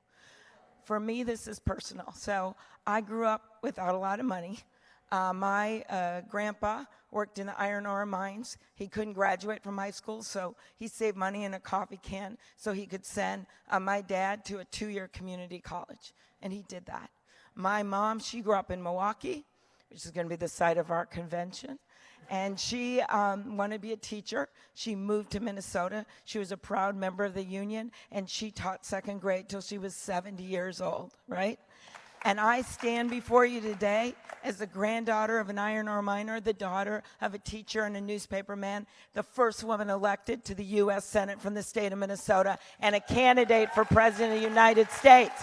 That is what shared dreams are about, that no matter where you come from, right? No matter who you know, what the color of your skin, who you worship, who you love, that you can run for president of the United States. That's what this country is about.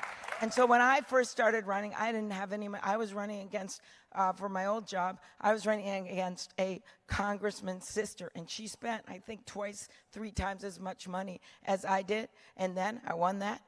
And then I ran for the Senate, and again, I'm running against a congressman this time. I have a lot less money than he does. I remember one day I was like, okay, what am I going to do? I got to raise like $10 million, and no one would call me back because they couldn't pronounce my name. I had no money that I could put in. I finally just called everyone I knew in my life, and that is when I set what is still an all-time U.S. Senate record. I raised $17,000 from ex-boyfriends.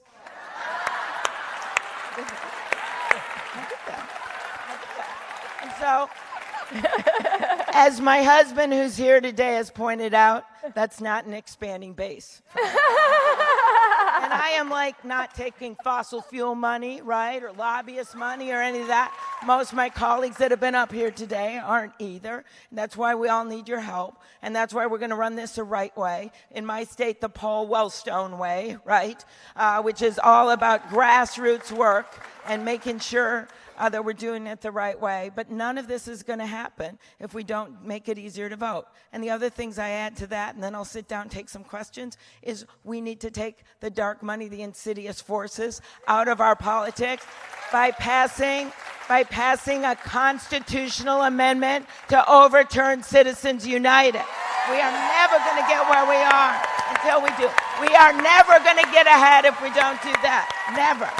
And we need to stop the purging of these voter rolls. Sherrod Brown, because he and I have a bill that would stop that in its tracks. We need to pass that. We need to have public financing for federal elections, right? And we need to declare Election Day a federal national holiday. That is how you get people to vote. That's what we need to do. So this is about taking our democracy back. And if we let the big money run this whole thing, we're never going to get these things done that we want to get done. Somehow we did it, right? In 2018. We made up for what happened in 2016, but we're not really going to make up for it until we take back the White House. And you do it by taking back the democracy. Thank you. That's my big idea. Thank you so much, Senator. You brought up so many key, crucial issues. I'm going to go back to voting rights just for a second because it's just being gutted, right? You have voter suppression all across the state. We saw it play out in 2016, play out in 2018, in particular in Georgia. And it's shaking voters' confidence. So my question to you is, there's an almost overwhelming amount of evidence from recent history, not to mention the entire history of this country, that enormous barriers have been set up to make it harder for Black and brown people to vote. How does your plan address institutional racism and barriers that drive voter suppression? Exactly. Well, first of all, when I look at those numbers, I was just looking at them. African Americans registered to vote 69%, Hispanics 57%. And remember, I told you the national average is 1 out of 5.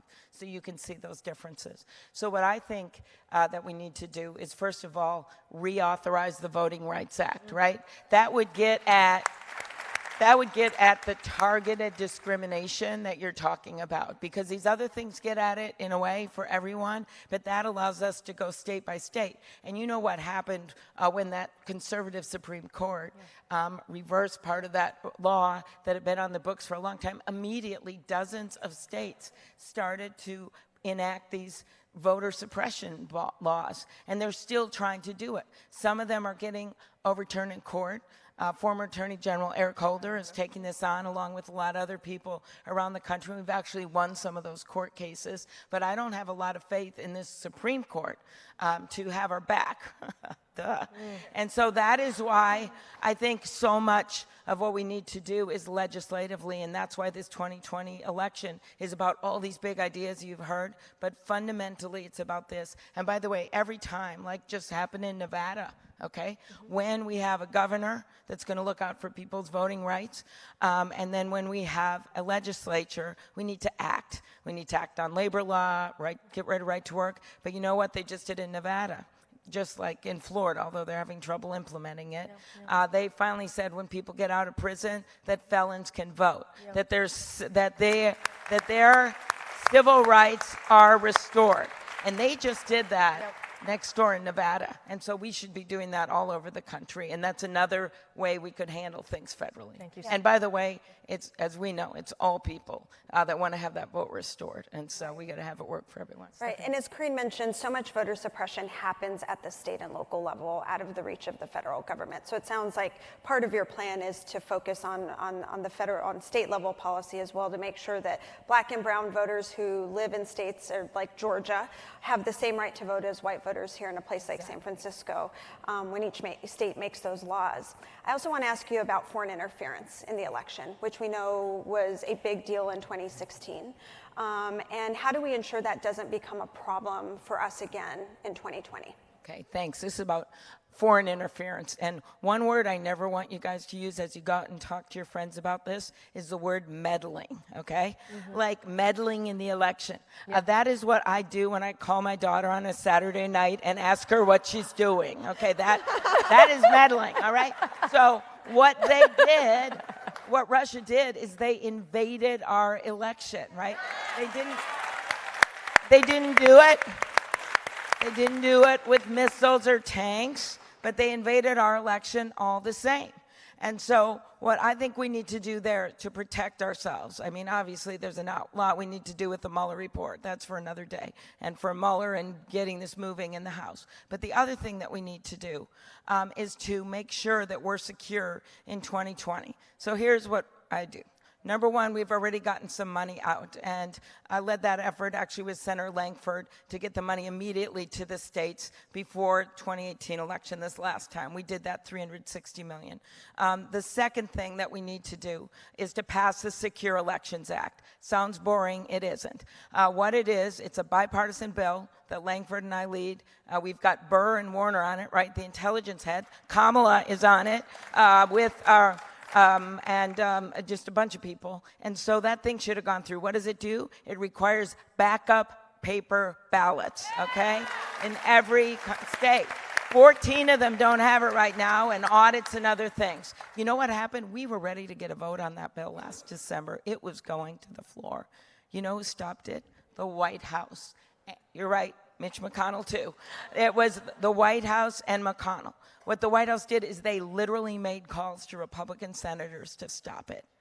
So we have got to push this. And the other thing I would say is to make sure that those social media ads, you know, the ones that they did, there was an ad, you talk about African-American voters, that had an African-American woman. Actually, she called our office because her ad had been put up during the hearing. She's an innocent woman. They used her face on an ad. They bought this ad with rubles, and they targeted this ad right before the election, and they put it in African-American neighborhoods on Facebook pages. And it was her face, and it had a fake Hillary logo, and it said, "Why wait in line to vote?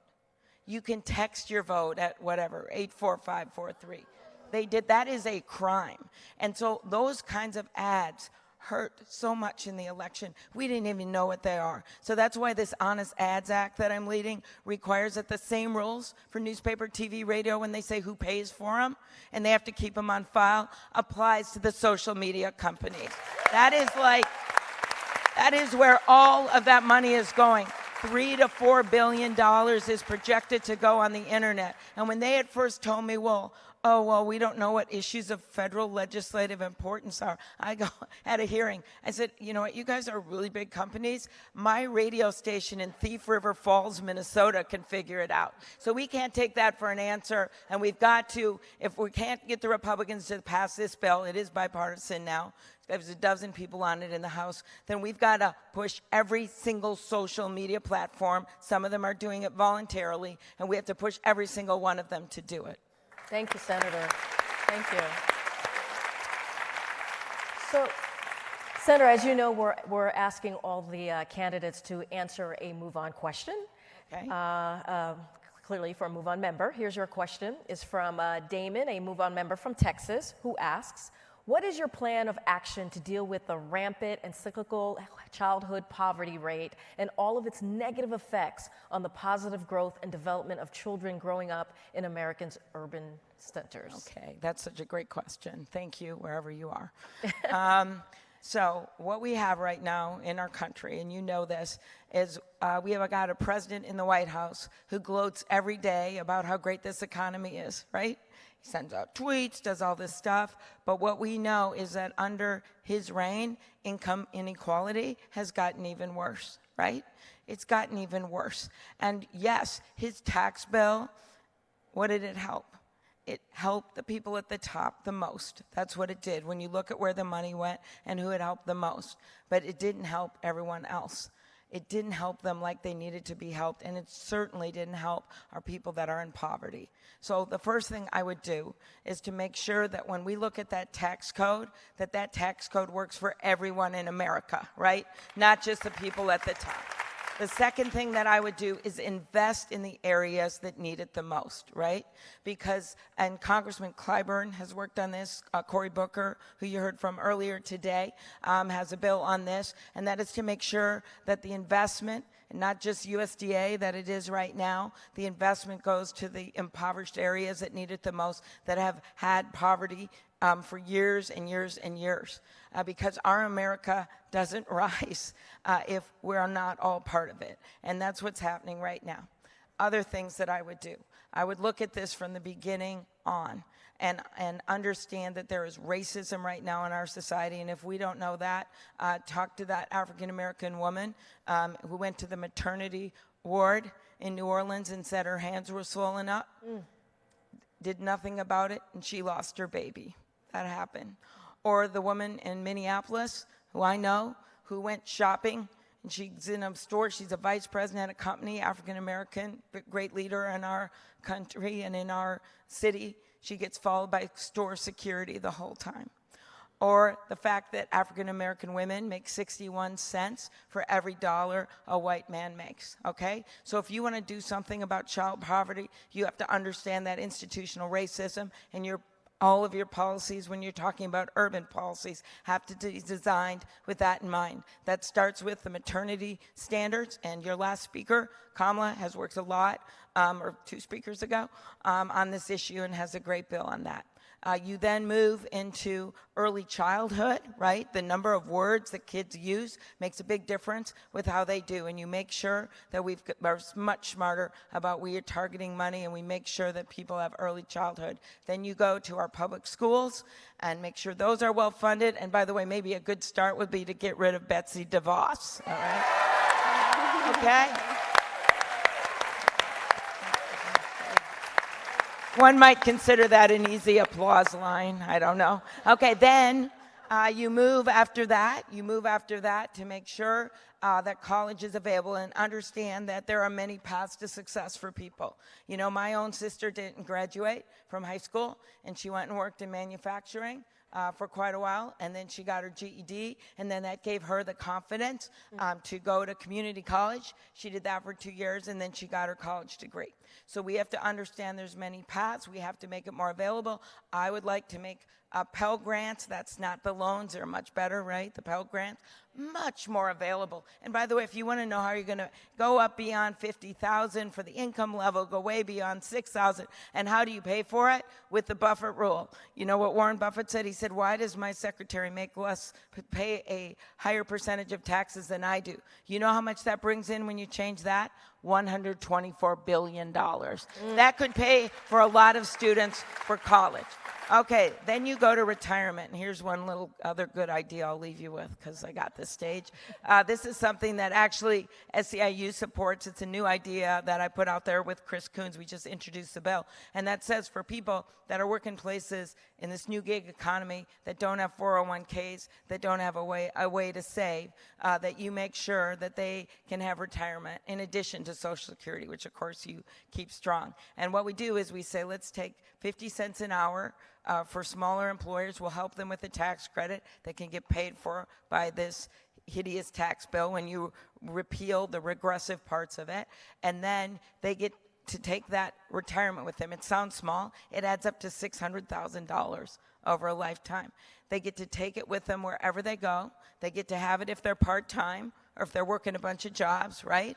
And it helps young people right now who have no way to save. And the other thing about it, when 4 out of 10 Americans can't even afford an emergency bill, 4 out of 10, It makes sure that you can take out the first $2,500 without penalty for emergency expenses. So if you want to look at what we do about child poverty, you start there. And I know a little thing about this because my daughter went to public school the whole time she was K through 12. And we were in a school in Minneapolis that was, I just checked it to make sure it was like 90% free and reduced lunch for a number of years. So I saw firsthand for kids that were like maybe getting their dinner in the vending machine. That happened. Or I would see in the lunchroom when they'd be trying to take extra lunch, and thank God we have good lunch and breakfast that we had for the kids in that school. But I got a front row seat to that, and I can tell you that if we are going to have kids be able to get out of this poverty cycle that we're in, we have to have good schools, they've got to have good food, they've got to have, their parents have to be able to be employed, we've got to have a safety net, but more than anything, we need economic opportunity for them and for their families. That's it. So we've got 2 minutes left and one last question for you, but it is a really, really important question. I love your shirt. On the courts. Cool. The courts. On the courts. Yeah. So Mitch McConnell and Republicans have spent years and years stacking the federal courts with conservative judges from the Supreme Court on down. With lifetime appointments, how can we win progressive change in light of this? Okay. All right. So there are some ideas out there for changing the composition of the Supreme Court. I'd be open to that. But I got to also look at what we can get done.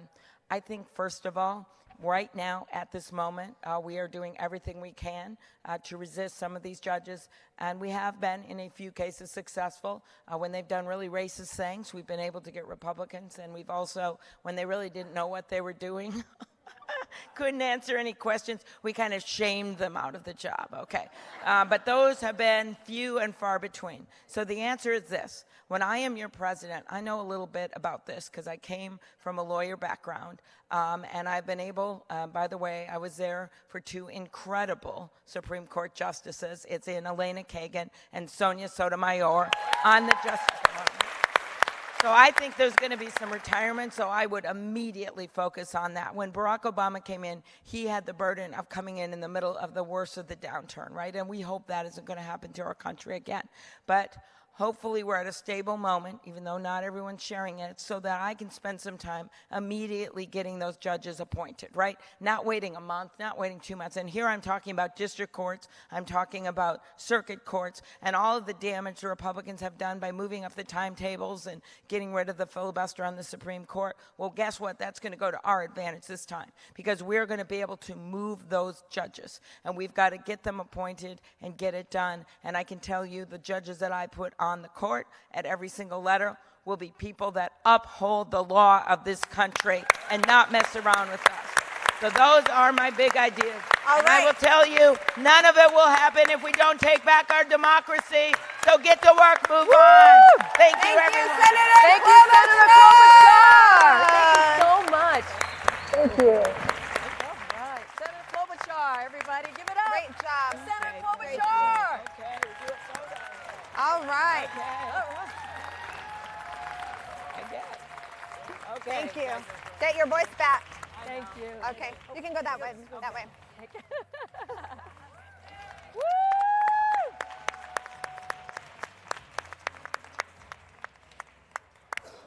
All right, everybody, what a day! Woo! Wow, let's give it up for all of the candidates that came out today. Let's give it up for all of you guys. Hey! Okay, for our final message, the final word of the day, I'm going to reintroduce, bring back on stage, MoveOn's, Anna Gallant. I'm so sorry, Anna, I'm tired. And Rana Epting. Thank you so much. Come on, guys. I'm sorry. I was like, oh! I'll take MoveOn's Anna Gallant as an introduction. That's a great thing to be, belonging to this incredible community. So we need to turn back and say thank you. Did these two do an amazing job? What incredible stewardship through this conversation. Corinne Jean-Pierre, Stephanie Valencia, and Carmen Spindiego. Incredible work. So one of my takeaways from today is that we are so lucky to have a field of inspiring, big ideas holding, knowledgeable, passionate candidates in conversation with us about how to move the country forward. Like, I feel very, very inspired and fired up right now. And I think we know that we are in a situation where we can have the real, substantive, in-depth debate about how we're going to move this country forward over the next year and a half, and I'm looking forward to that with a conversation like the one today that we just had. And then, yeah, thank you so much for the incredible uplifting of the ideas that we just had here. And then I think it's also clear we had candidates here who were showing visionary ideas for how to move the country forward, to bring the caliber of the conversation that we need. But it's not only up to those leaders, it is also up to us. Yes. Like one of our candidates today was at, Senator Booker said, there's not going to be a savior in this context. Yeah. 300 million voters, and the people who do the work of this democracy are going to be the savior. Yes. That's the work ahead. Yes. Now to Rana. So before you leave today, please make sure that you continue to use the hashtag Big Ideas and share with us what else you want to hear from the candidates in this presidential field or from any of our elected leaders. And then lastly, to hear about MoveOn's plans for 2020 and to make sure you're the first to hear about them, we're going to ask folks to take out your phones, take them out, and text the word IDEAS to 668-366. And you'll be on MoveOn's list, and we'll make sure to keep you informed of all the work that we'll be doing moving forward. Thank you so much. Thank you to everyone here. Thank you my all. friends All up right. here. Thank you Thank all for you. staying. Thank you everybody. so much. Yeah.